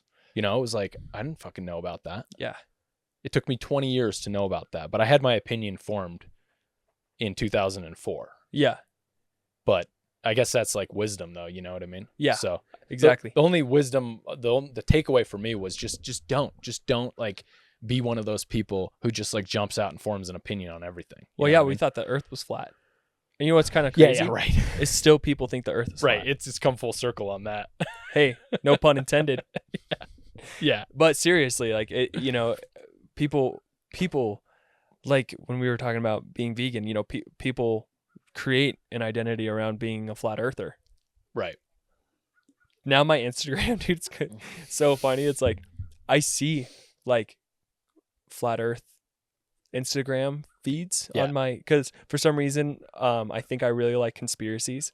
Yeah. So like They're fun. now my Instagram knows that I like conspiracies and that my mind's so open, and I obviously think the earth is round, but it's hilarious Mhm. what information the flat earthers put onto the feeds. It's like, well, if you're on an island and you look out straight, you zoom in, you can see Mount Everest. No, you can't. No, you can't. Like, Yeah. where are you located? Yeah. Like they were like basically saying anywhere in the world you could zoom in on a really high def camera and see Mount Everest. And Pretty they good made a science. video like that, and I was like, that first off isn't real, Yeah. and that's not science. Yeah. I don't know. Yeah. Here's the thing about science. Like, science is on the constant pursuit of always having an opportunity to be challenged. Science is always trying to Right. prove itself wrong. Right. That's why it's, I think, a good method finding truth, because it accepts change. Yeah. It challenges itself all the time. Yeah. That's what I find attractive about the idea of science. Yeah. I was always very obsessed with the idea of blind faith in religion. Like, I took some religious classes in college because I was like so obsessed with what is this thing that people have that they just accept and embrace this idea of blind faith, whether it's in God or in like a spiritual or a world leader or something, for example. Totally. People have blind faith, and or now it, like, politics almost is like blind faith to a certain extent. Yeah. Where people don't want to accept, like, when something challenges their viewpoint for their political viewpoint, they like just ignore it, like it doesn't exist or whatever. Yeah. It's not very scientific to do that. You should, like, it's okay to have, it's okay to change your mind as a person. You don't have to be all in all the time. But anyway, the blind faith thing was very interesting to me, like the psychology behind it. What is it about people that they're just like 100%, I know that that's the truth, that I know that God is my savior, and I 100% am all in on that, no matter what, lack of evidence, whatever. That thing is fascinating to me, whatever that is in people. Right? Yeah. If it's like genetic or biological or like, I don't know, safety thing, like when, back in the day when we were hunter-gatherers, did it serve some purpose back then before God was there? Before we had the concept of God? Yeah. Did it serve a different purpose, in believing in something higher than that? But anyway, so I got like super obsessed with that. But I also really appreciate science and the pursuit of truth through science, I guess. Totally. Right. Yeah. And I think we're even getting to the point now where science is even trying to figure out that word, God. Yeah. Like I think that's like what science is trying to prove.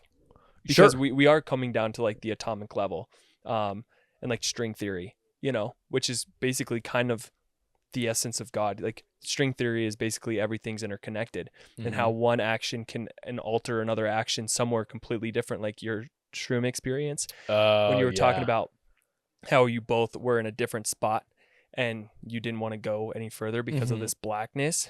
So technically speaking, I'm not a scientist. I have a degree in science, but the psychological science.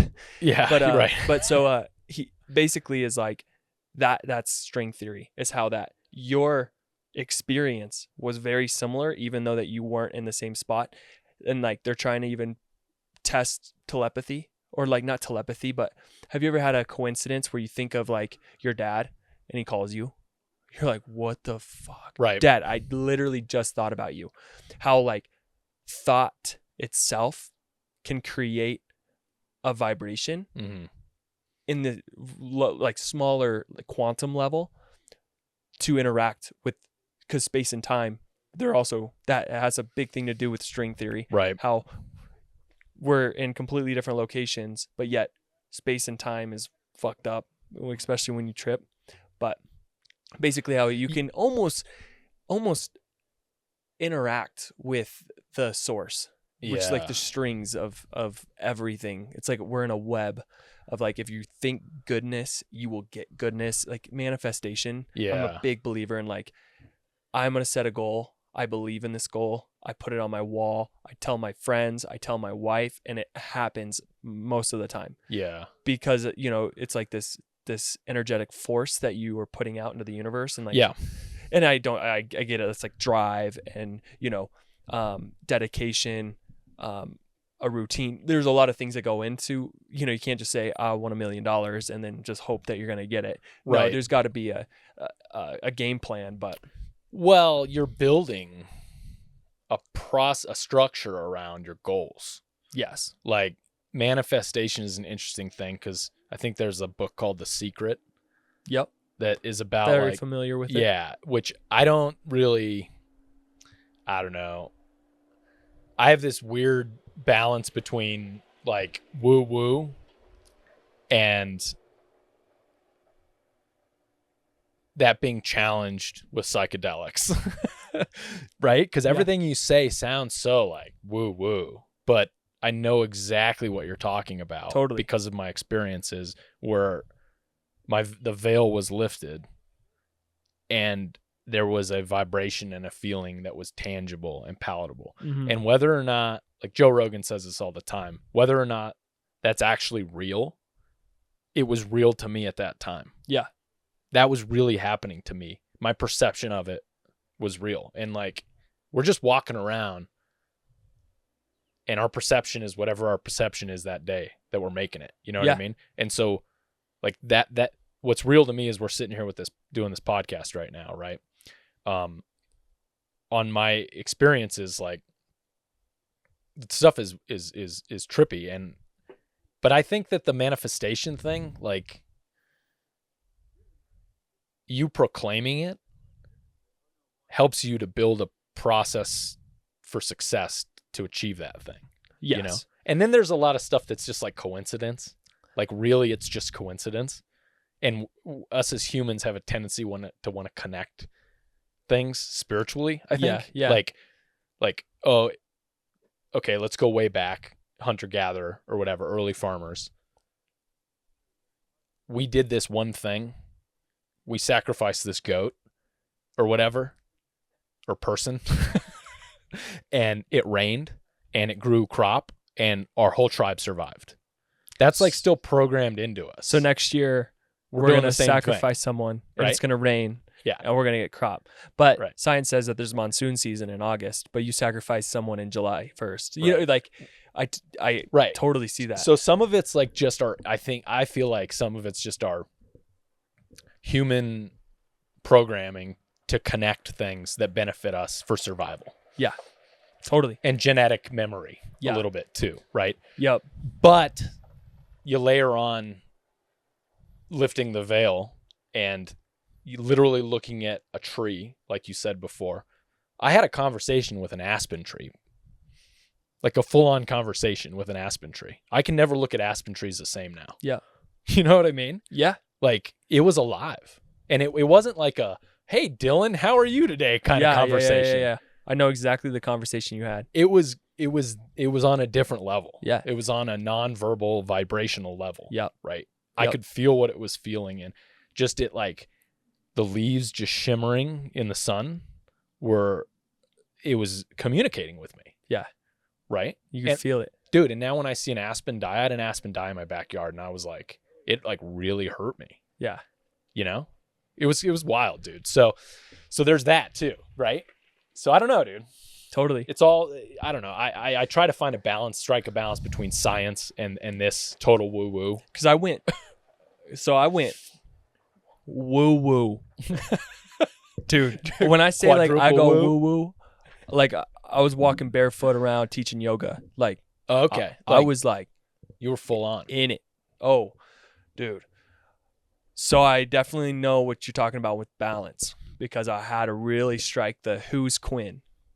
Is Quinn this person who is this walking essence of spiritual knowledge? So wait, before that, were you like a bro hockey player? Oh, dude? yeah, dude. Okay, Jock, so you were like the solar opposite. Frat boy. Okay. Oh, yeah. Solar. Yeah. Oh, yeah. Or what's the word? Solar? Solar. Like the panels.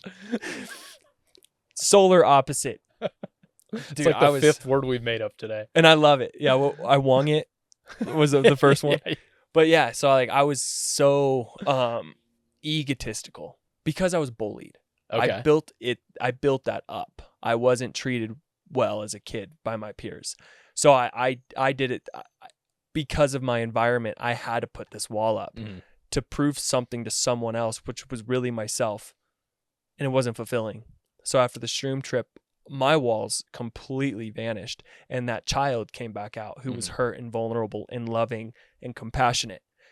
And that's all it was I had to relearn how to become me, you know, like, cause I went full on, like I was reading The Secret, any spiritual book. I was reading books on Buddhism, Taoism, Christianity. I just wanted to know what the fuck everyone else was, cause I wasn't brought up that way. Yeah. So I wanted to really see what it was that I was feeling, because I couldn't explain. It wasn't a life circumstance. Like this was an experience that I was feeling that I didn't know what it was, because I was happier, I was more loving, and I was present, and I wasn't stressed. I was like, what is this? Like something hit me. So I was really learning everything else, and I really kind of gathered all of this information and came up with my own perspective of it all after taking shrooms more. And, you know, I've taken other drugs, and, you know. You done DMT? Never done DMT. Yeah. No, but I've done mushrooms with acid. I've done Molly and acid together. I've done it. I've done it all. And so what I've really came to decide to be true for me is, when I talk about string theory, it's weird. It's because I don't know much about it. I just know that the essence is that everything is connected in an energetic level. Yeah, there's this spooky action at a distance. Exactly. So when you're talking about you having this conversation with a tree, I understand, because it is a vibrational level. You can feel and bounce, like it's you receive and you give. And so everything in my life, when I'm talking about like manifestation, that's the only word I know how to describe it as. Like we have this like word to describe something. That's the best way I can describe it, is like manifesting. Yeah. But it's like, I've manifested ever since I've met Kenzie, everything that I've dreamt of in my life. And like, there was no plan. Like, it was all like these weird coincidences that led me to where I'm at. Like, for me to get the trailer to race my bike, like I got the trailer because I was a general manager of a restaurant and I hated my job. So I wanted more time, but I also wanted to travel. So the trailer got thrown onto my lap by someone who was just like, hey, I know a guy who wants to sell a mobile coffee trailer. Okay. And I was like, whoa, weird. Okay. Talked to them, got the trailer. Then I was like, whoa, this is crazy, because now it's not financially stable. I wanted the racing and the availability. Mm-hmm. The daughter was on the way. I was like, I need something that's going to provide financially for my family. I never thought it was going to be real estate. Real estate was a coincidence of someone who bought my single speed coffee trailer, who bought it from me, was a real estate agent, and said, I know someone who needs someone now. And I'm selling my trailer. I'm going to be jobless. But yet I'm selling it to this person who's literally giving me a contact for another career path. Yeah. I called her. I had work within another week. Mm-hmm. Dude, it's like, I knew it was different. I knew in my mind that I wanted something different, but I didn't know what it was. But now it's so weird how like whatever you trying to conceive in your brain is like, I want this. I don't know what it is. And you just follow the path of just existing, meeting people, talking to people. Yeah. And it just happens. And I can't explain it, dude, because I know how to become a fit mountain biker.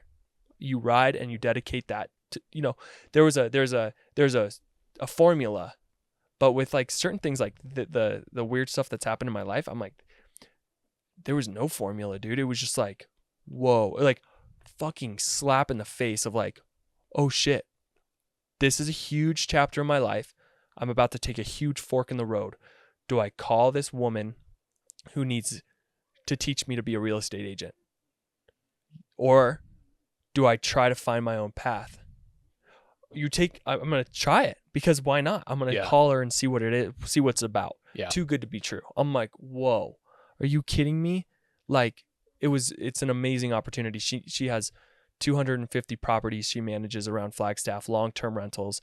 She has a small team of family members who run it, and she just needs help, man. And so she wanted me, and I, came in and just I start doing real estate while I'm doing getting my license. I mean, it was I couldn't ask for anything better, you know? Yeah. And so now I'm providing for my family. My wife gets to stay home with our daughter and run and do what she loves to do. And we're just like so much happier, you know? And it's just, it's hard to explain. Yeah. You know? It's awesome. I mean, it sounds like you got a combination of like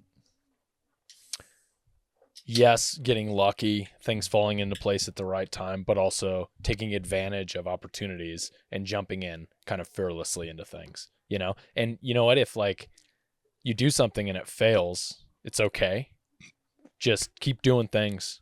You're going to throw up? I'm kidding. Whoa. Keep doing things until like there is a kind of a bit of a theory that, you know, throw shit at the wall until it sticks sort of thing. Like I've been doing that a little bit. Like just keep trying different things. Like especially with content. Yeah. You know, like you've definitely done a bunch of different things. I've done like 5 different types of content. Yeah. And some of them just fail miserably and I'm like, okay, just do something different. Along the way you're also discovering your identity through the process of like, I really like this specific thing. I'm going to try it. I like that, but it's quite not what I want to do. Right. Boom, switch gears. I'm going to try it, tweak it. And then maybe you were like, maybe I need to, maybe I need to open my branch. I don't know. Yeah. For the podcast, it was really like, I needed to optimize my life. Well, I started to optimize my life and build my life around. I'm tired of working. It's now time to have fun in my life, to start to do, I'm still going to work, but I'm going to spend more time. I'm going to arrange my life to do the things I want to do more. Mm-hmm. How do I ride bikes more and talk to people more? Yeah. Right. And as a byproduct, I'm going to create this podcast studio. That's the byproduct of it. Right. Because like now this allows me to go places, set up at races, recruit people to come on the podcast, do the race, and then I have content at the end of it. Yeah. So it's optimizing the amount of time that I have, right? And my previous model wasn't doing that at all. It didn't have enough value for the amount of time I was putting into it. It was taking away from other things, right? Yeah. So I did that very diligently. That's not the right word.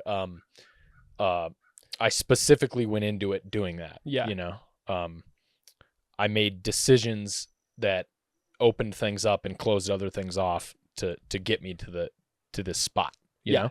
So very deliberately, that was the word I was looking for. Deliberate. Yeah. I was very deliberate with how I wanted to arrange this.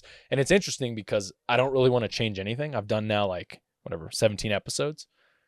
And usually I have a tendency to want to like change stuff. Like, oh, I want a different backdrop, or like, I want to do this with that, or the mics, or change the mic arms or whatever, you know, or the chairs.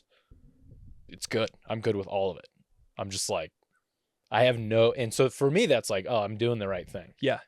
Like I want to change stuff. It's in my blood to do that. And I just don't want to. So I know it's the right thing. So now it's just like, just keep doing it. Yeah. Be consistent. Right. And I think that's the hardest part with podcasts is like staying motivated to continue to produce over time.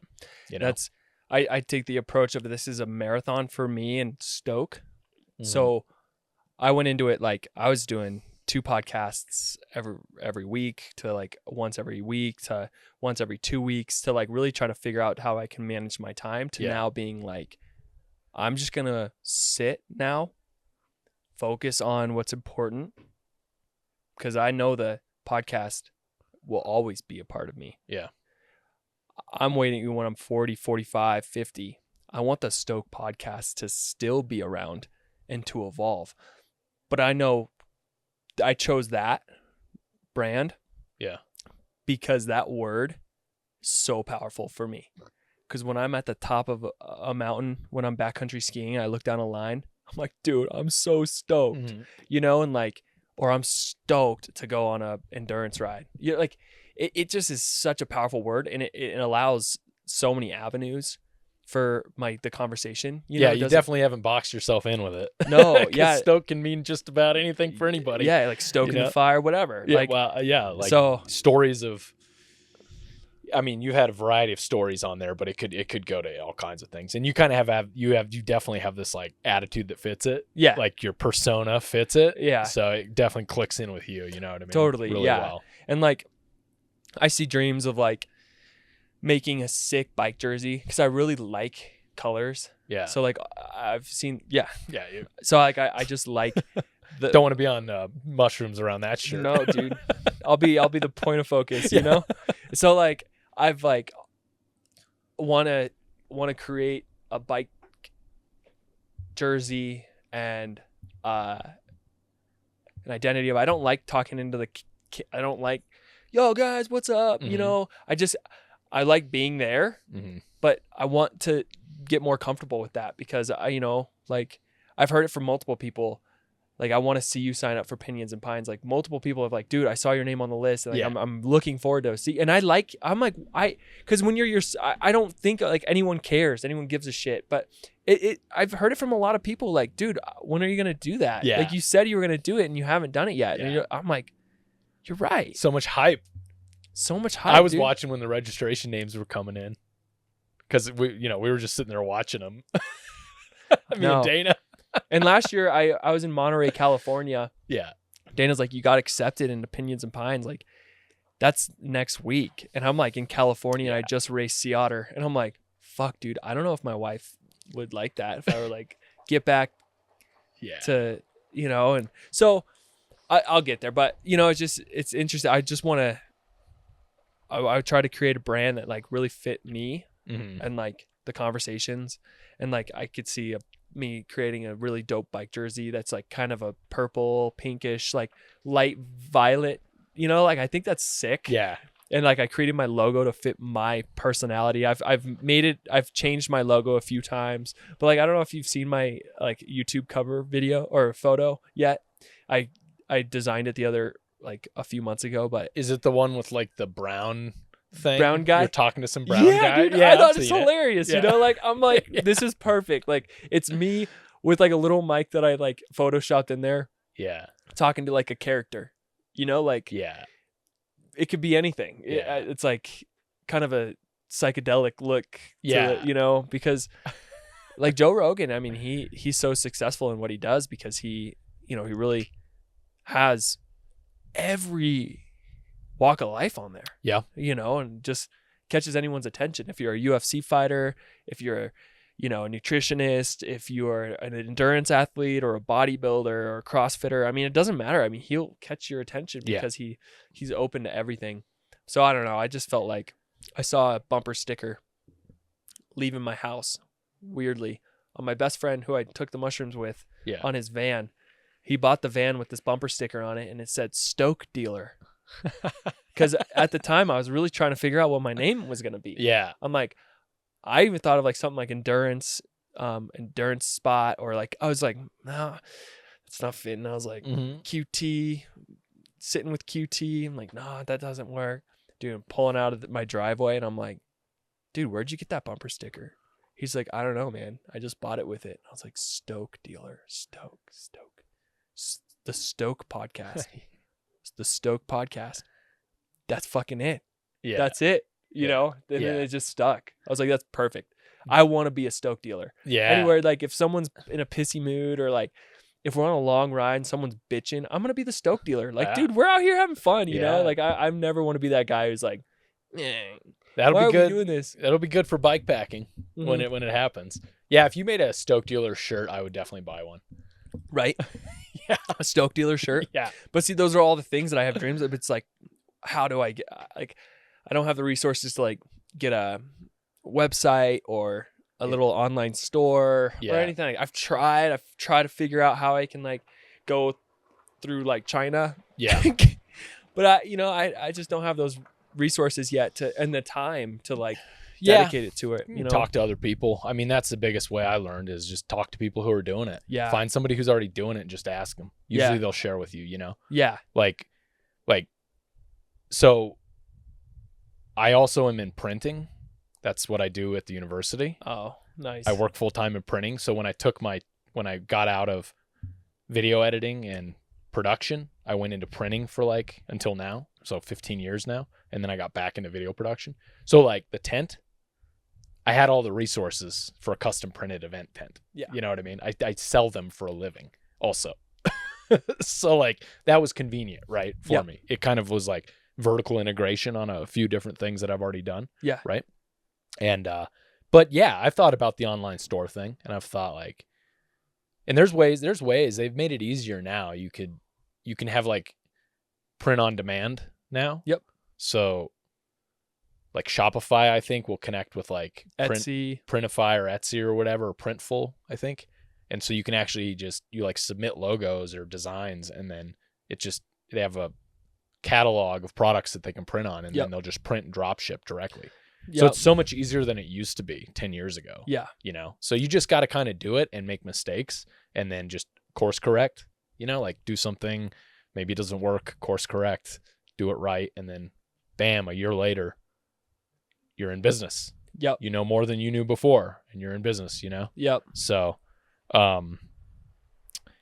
what's your process like for when you do get a guest on? Do you do research? Do you write bullet points? What do you do preparing for a podcast? So I was really nervous when I first started. I'd get, a printout sheet and everything, and like, do a bunch of research on races and figure out what I was going to talk about. And man, when I go meet a buddy at the fucking brewery, I never come up with bullet points and all that stuff. And, I was wasting a lot of time, like coming up with a really good plan for a podcast. And like, I had this huge thing laid out in my mind, and then I would sit down with them and not even look at it. Yeah. It's kind of what I'm doing today. Yeah, exactly. And I hit most of the bullet points because the conversation, my subconscious mind already knows, like, this is kind of what I want to know about them. Yeah. And so it just kind of flows. And if I don't know anything about them, I think it's better for me. Yeah. And for my listeners, because I'm digging free-form conversation as if I already knew a lot about them. Like Rich Roll, he is a podcaster. He's amazing. He does a bunch of research on his guests. Yeah. He's a runner, right? Yeah. Yeah. But he really comes in with like a bunch of questions that really get into like their life. Mm-hmm. And I think that's great. But I also like the Stoke podcast to just be, I just want to talk about whatever the vibe, whatever emotion we're in at the time. I'd like just flowing with it, because I am more interested coming into like this podcast because I know about you, and I know what you've done, and I've watched your videos like of the seasoned bikepacker and all that stuff, but I don't know much about you, and so I think it's fun to like just have those conversations. So that's kind of like my approach. I started with really writing a bunch of bullet points, and I had a notepad too, so if they'd say something, I'd write it down and stuff like that. Never came back to it, but we always ended up coming back to it. So I over time was like, because I'm at like 24 episodes right now, so over time I've just been like, my best podcasts are the ones that have been just off the cuff. Yeah. Because we go into like shit I never even knew they even experienced, So that's kind of the process. And like, it's the recruiting of just texting them. Or if I know them, I text them. If I don't, I just reach out on Instagram. And man, like some people who have like a bunch of followers and say yes and like want to get on the Stoke podcast, and I love it. And sometimes I get really nervous with a few people, so it's like not my natural person. Mm-hmm. You kind of get in like interview mode, which I hate. So I like having that, like, I want people to understand my personality and like who I am as a person. But it depends on the person too. That's what I found. You almost have to be a chameleon, and I'm kind of naturally good at that. Like, you can be because people are dynamic. They're different. Some people, like, I could just throw you a line about string theory and you could just go off for 30 minutes about it. Yeah. You know what I mean? But some people, you really have to kind of usher the conversation along. Yeah. And they're really some of my most interesting guests are very reserved and quiet, and I've had to like draw stuff out of them, Yeah. And it's just a different style, right? Totally. And so interviewing people, you could call this an interview. I like to call it just like a conversation. I like to call it a conversation. Yeah. But really, it's like, technically, it's kind of an interview, Yeah. Or when I recruit people, I say, hey, do you want to come on and have a conversation on the podcast? But really, it's like me asking a bunch of questions, Yep. And I think I think you're pretty good at that. Like, you're pretty good at that with your approach to it, because you're able to be dynamic in the conversation. Yep. And listen. Be an active listener. That was something I had to work on, was like get better at active listening so that I could ask more poignant questions. Yep. Things that maybe like caught my attention. My biggest problem is I forget. stuff that I wanted to come back to like an hour ago, especially on a 3-hour podcast. So I'm excited you said that. So how I got good at that was I would ask my mom. It's like, hey mom, can you listen to this podcast I did? And can you let me know how I did? And if you're going to get any honest answer, it'll be from your mother. Yeah. Because your mom knows you better than anyone. Okay. Or your dad, or like the closest person in your life. You ask them, hey, can you listen to this and let me know if you like it? Yeah. And my mom was fucking brutally honest. What'd she say? She's like, you're a fucking robot. And I was like, what do you mean? She's like, you were a robot. Like, you never got into any information on them. You never talked about yourself. You never showed who the host was. You just were like, yeah. And so how was that experience for you? Oh, wow. Can you elaborate on that? Right. So I really took that to heart. Right. So I started listening to my podcast and I was like, fuck, I'm so boring. Right. But we're like the biggest critics. Right. Yeah. Especially when you're creating stuff. Dude, listening back to it the first couple times was brutal. You get the ick. Ugh. Oh, I get the ick sometimes. Yeah, But I'll probably listen to this. I'm like, ugh. I say like way too many times. Yeah. And the ums and the likes. And I totally, now, it's in my head. Now I'm going to really get on that. Yeah. When I'm cutting the shorts and the reels, I just like because I caption it and I'm like, how many times is the word like going to be in a caption? Yeah. Jesus Christ. And then when you're listening to a podcast too, like on a drive, you're like, all you hear is like, yeah. Like, yeah. And I do try to listen to other pods that are successful and listen to what they're doing and how they're speaking and get better at it, you know? Yeah. But I don't think it's as big of a deal. We are definitely our own critics, but that's a good tip about the mom. Yeah. Mom, Ask your mom. let me know. Try listening and let me know how I do. And ignore all the talk about the mushrooms. Yeah. Then she was like, oh, wow, I didn't really know that you did that. You know, it's like, oh, yeah. But she knew. Like, and I like to be honest too, you know, like there's this ultra runner. I forget his name, but dude, this guy's raw. I mean, he wants his haters to like know. Really? Like he just, like he doesn't give a shit. He has no filter. He's like, fuck the haters, you know? Yeah. And like, I'm very much like, I'm a people pleaser and I want people to never be like, man, Quinn's a dick, you know? But also I want to be a little more raw in my content because I feel like I am reserved. Like if you and I, you know, were to sit down and drink beers and we start chugging beers, you'd be like, whoa, I didn't know like that Quinn comes out, you know? Yeah. Cause like, dude, this shirt's like my personality, you know? And I want to show people that. And so I'm still learning. And like you said, it is based on who we're talking to. Yeah. Very much flows the conversation. Sometimes I'm more reserved, more question oriented. Sometimes I'm like shooting the shit. Yeah. You know, so it just depends. Yeah. But yeah, I just over time just kind of learned. But that one with my mom was huge. Of like asking her to listen and give me feedback because she really made me think about like how I approach things. So then I stopped writing things down because she even said like you got to stop writing stuff down. Like I can tell that you're not even listening and you're thinking about what you're going to ask them next. Why don't you just ask them a question, listen to it, and go off the conversation from there? So it was like really hit me hard, you know? I was like, okay, that's a really good point, Mom. Thanks. Yeah, she's like, because you're fun and you're funny, and you know, I want to hear that. Like, that's cool, man. Yeah, that's great. The other thing that I have been trying to do is be okay with silence when I ask a question, you know, and not try to fill in all the noise. Yeah. And like, not say, yeah, see, every 5 seconds. And I'm trying to, but it's hard because normally when we're having a conversation at the bar, you're like, or bar, whatever, a coffee shop, wherever you're at, we keep it engaged. But you hear it when you're listening to a podcast. You're like, shut up, dude. Quit saying, because I do that too, you know? But well, I think you want to show that you're engaged in the other person's conversation, right? That's part of like, if I was just like zoned out and you're talking, you're going to see that I'm not receiving. Yeah. And I start to spin out when I'm talking to somebody and they like go on their phone or whatever, you know, they're not engaged. Like I'm like, oh, I'm not going to talk to you now. Because then, yeah, it really, you want the whole thing. Yeah. Like, we're having a conversation. I want you to be present. And, Yeah. and I can also tell, like, I've had guests on there that like don't give a flying fuck About how they the podcast come off. Yeah, no, just they don't. They I could tell they do not want to be on the podcast. Oh, really? But I like honesty. I don't want you to feel like you're obligated. And I don't want to say the name. There was one podcast in particular that I had that I was just,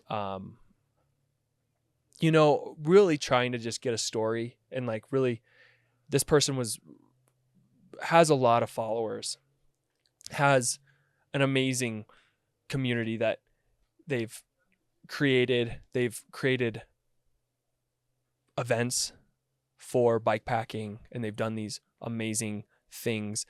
It's nowhere in Flagstaff, but you don't have to say. No.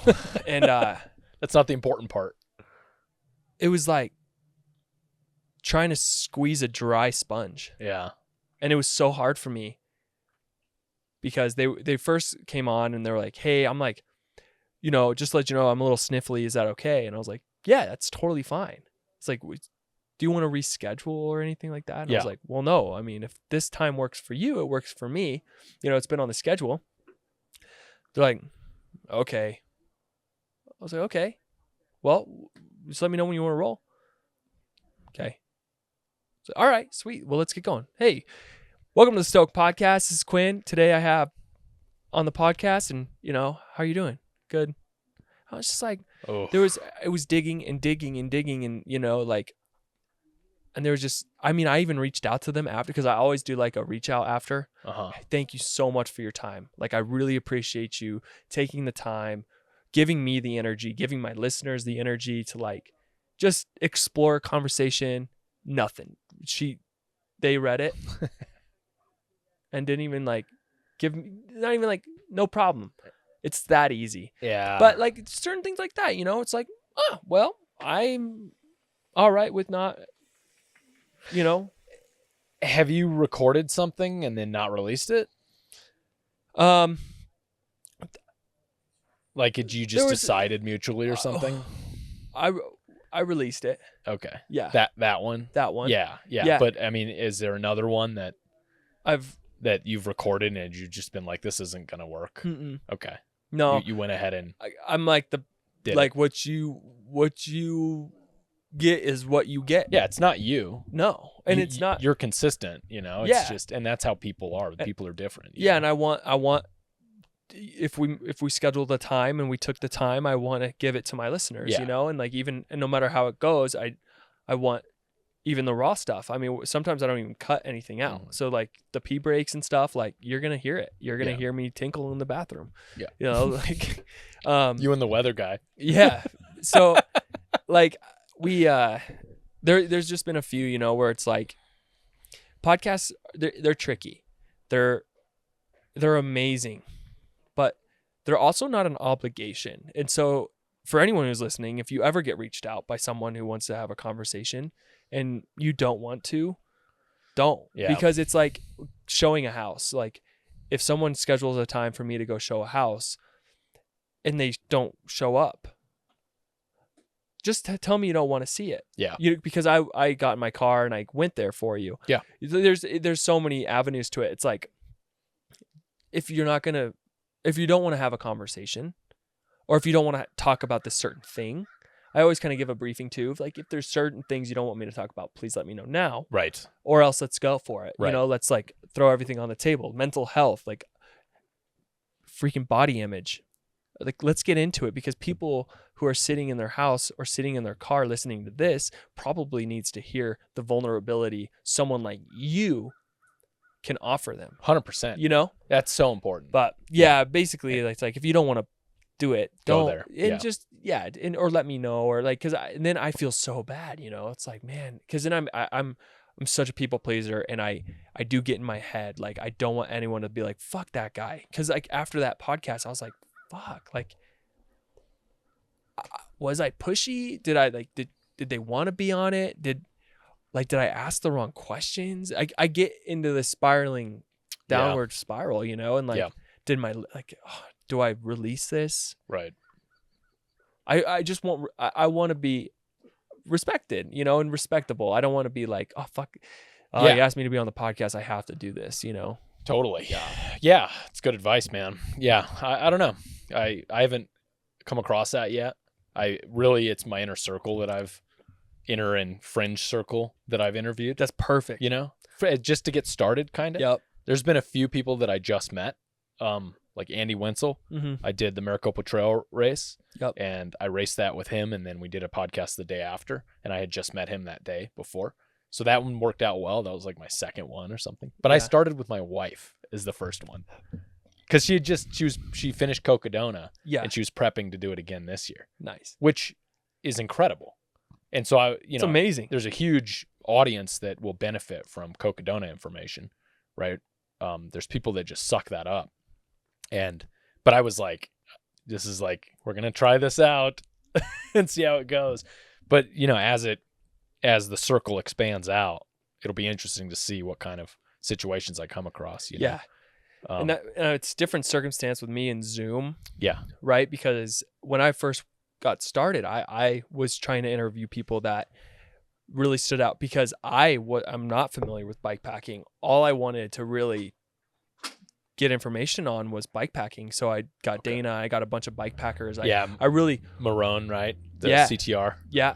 Marone Golfman. Yeah. That one's on my list. I haven't listened to it yet, but I'm like, that's one of my research pods for dude, he was great. going into CTR. Didn't he like live off of Coca-Cola for like 5 days or something? Yeah, dude, he like bombed out. He, you know, like he had a freaking spiritual experience. Like on CTR? Yeah. Dude. Oh yeah. All right. I can't wait to listen to it. It's a good one. And, Yeah. and Myron did like, he just did like the Alaskan, the Alaskan one.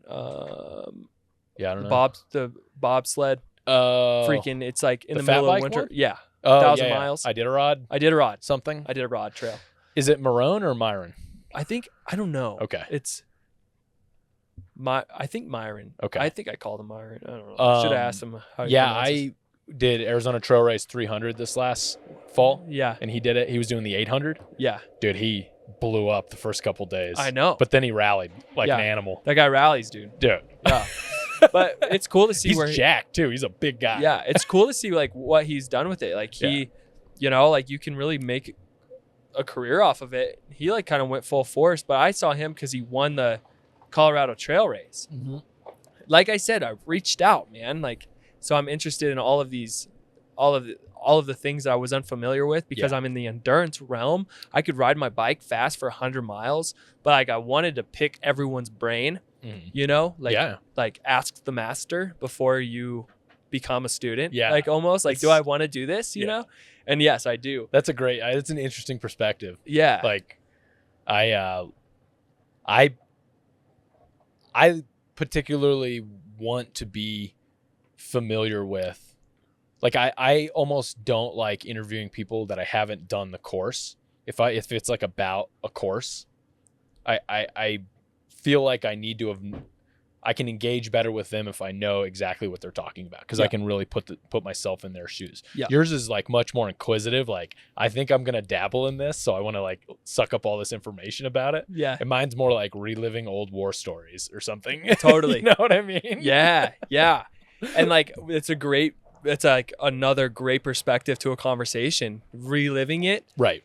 And then also for like my perspective, it's like, what was it like? Right. So you get two different, like if you had Myron on the podcast, you'd have this whole different story from you because you guys can really connect on a bunch of things. As me, as a endurance mountain bike marathon rider, we're different. It's a whole, you know, equally respectable, whole different thing. Totally. Like it's a whole different thing. And I couldn't even, I don't feel like I would be able to connect on those kind of races. A little bit maybe on the 100-mile stuff. Yeah. You know, we're getting into some crossover territory there where I kind of can visualize what's happening. But yeah, man. So how you doing?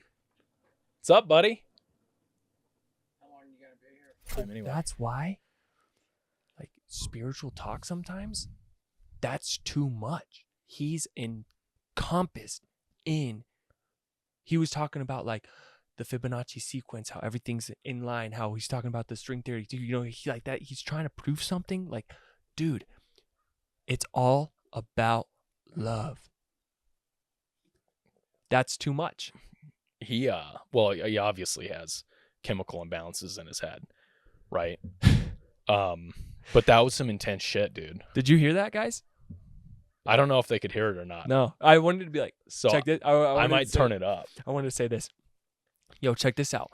3.14159265358979323846263879. He might have self-destructed. Look it up. It's fucking pi, because I hated math. So there was a pi sequence It's fucking pi. on the wall, and all I did in my math class was going 3.141, and I would memorize the whole wall. Oh, no way. And so now it's like stuck. It's like a party trick. I can only do it about like 4 beers below, and then 4 beers above, I forget after like 3.1415. Yeah, the beer bell curve. Yeah. Okay. That's how I'm with ping pong. Yeah, but The bell curve. That guy, gets you like, all right, dude, or like, Are you gonna stab me? Are you gonna fucking knock the pull camera over? over? Yeah, fuck that. Yeah, I was. Yeah. Well, he like intimidates a lot of women. Yeah. Like my wife runs around here, and she's like freaked out by him. Yeah. And I've found that if you get to him first, he'll back off. Yep. He's like a bully. Like you were saying you were bullied a lot as a young kid. I was too. I was kind of a small kid and in a neighborhood primarily Hispanic. Yeah. And I was like the only white kid. Yeah. So I was like pretty bullied. And my mom would always say, just like pick out the biggest guy in the group and like go up and like out alpha them. Yeah. And that's usually a good way to deal with these bullies, right? Yep. Like you have to be a bigger alpha. And then the rest of them will kind of disintegrate. But with that guy, I've found when I'm riding and running up here, if you go to him first, like if you beeline for him, because he'll stop. I'll be running down the road and he'll stop in the middle of the road and just stare at me and start jumping around and shit. Oh, yeah. So what I do the same thing back at him.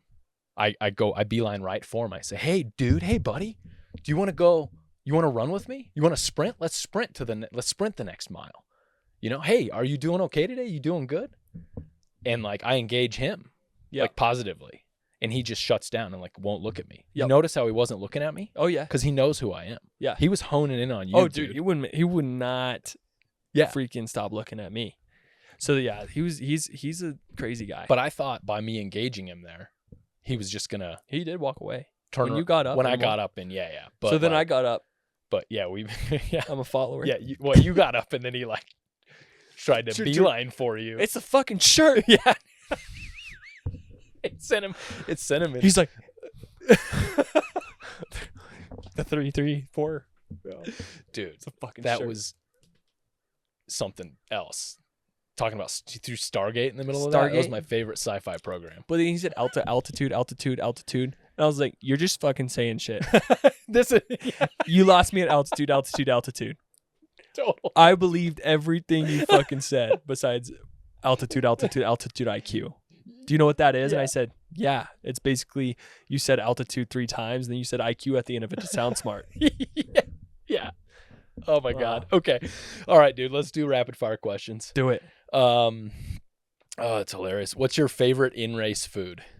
In race, during race? Yeah, during a race. During race. Baby food.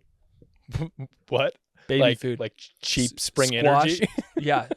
It's squash, sweet potato, and like you can buy it at Safeway. Yeah. Big rides. Like the pouches? Baby food.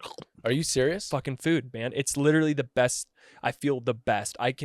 It's jet fuel. Oh my Because God. it's literally packed with vitamins and nutrients. It's not calorically dense. Yeah. But what it does is make me feel good. And like if I can feel good, Yeah. I perform good. Dude. Baby food. Didn't see that one coming. What's your favorite post-race food? Lately it's been a Mama Burger. Yeah. 2 Yeah. Mama Burgers. Nice. Protein? Yeah, I've been Yeah. getting I ate a burger and now I'm eating a lot of burgers. Yeah. Yeah. Dude, Dude, I literally was vegetarian at the beginning of the year and now I'm starting to dabble in meat. Yeah, meat's good. I'm eating a lot of it. Meat's, dude, yeah, it's good. Yeah. Good stuff. Okay, what's your spirit animal? Fucking eagle. A fucking eagle. Okay. I was gonna assign you flamingo based off that. A shirt, flamingo? but- No, okay, I change it. It's a hawk. okay. Dude, I had a hawk one time beeline it right to me in Sedona. Really? Like fucking, like as if I was a mouse. He just pinned it and Dude. like right to me, right before he hits me, banks it. It was like that's not a mouse. I fucking like literally flinched and like Dude. got off the rock. Like this guy's gonna come at me. Yeah. Hawk. Could you imagine when those things were like 10-foot wingspans? No, that's big crazy. old talons doing that to Yeah, you. No dude? way. You're like trying to hide in a cave or some shit. Yeah, I think about that all the time. dude, it would hurt you right now as a big yeah. as a man. It would If he grabbed you or hit you at that Mach speed, with that talon. broken rib. Yeah. Oh yeah, Yeah. for sure. Dude, I talk about it on like every podcast. Predatory birds being 10 foot wide, wingspan. You know. Yeah, It's fucking that. scary. Yeah. Okay. You're riding your bike and just Yeah. Right. Yeah, I do do that. I yeah. get weirded out when I'm bike packing and I'm like, Pterodactyls. yeah, you got it. What's your endurance superpower?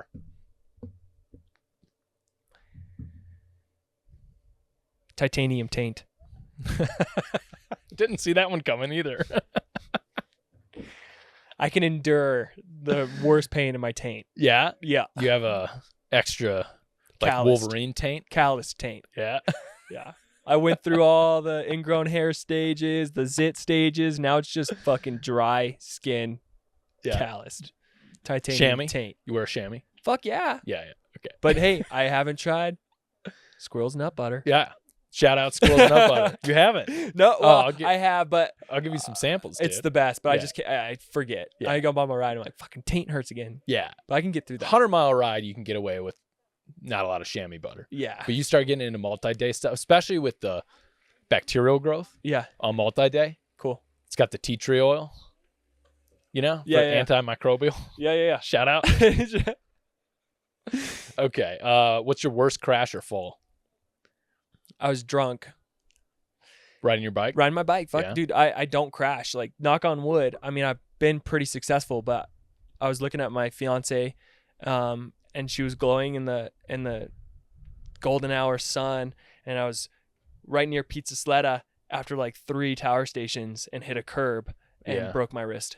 Oh, Yeah. yeah. Yeah. Wearing a helmet? Oh yeah. Yeah. Always. Okay. Always wearing a helmet. Always wear a helmet. Yeah. Who inspires you? My wife or my fiance. She's powerful. Yeah. Yeah. She's an ultra runner. She's an ultra runner, ultra mom. She's amazing. Yeah. Yeah. Keeps everything on the if I rails. could be half of the person she is, I'd be stoked. Awesome. Yeah. Have you had her on the pod yet? No, dude, she's so introverted. Okay. Yeah, she That'd be interesting. she doesn't want to, but I'll get her on there one day. Yeah. Yeah. She wants to do the Stagecoach 100. Okay. And she also wants to sign up for Cocodona. She's gonna be an animal. Nice, dude. She's going to run Stagecoach 100? Yeah. Unfortunately. Yeah. God. I ran 56 miles of it. So I did a duo with my wife. Yeah. And I did the first leg, the first 56 miles. Yeah. I felt like my legs were going to self-destruct. They were What's just- up, buddy? Hey. We were just done. Oh, dude. Yeah. Yeah. Worst pain I've ever had. Yeah. Anyway. Worst water source you've ever drank from?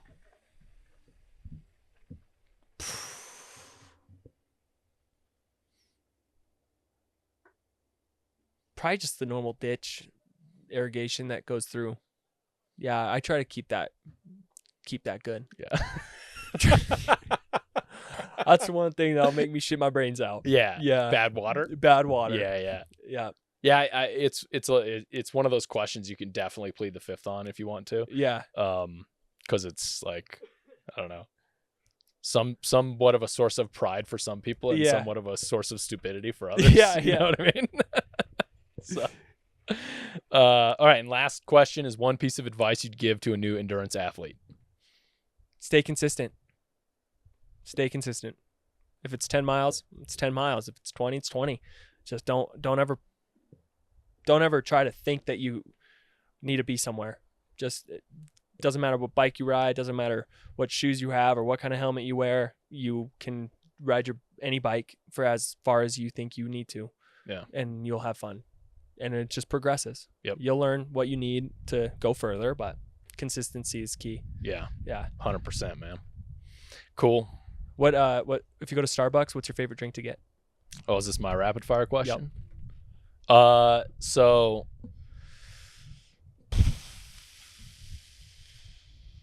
I'll get either an Americano or a latte. What kind of latte? Just a regular one. Just a regular one? Yeah. Okay, not like a sugar-free vanilla latte decaf. No. Oat milk. I'll start sounding like that guy. Yeah.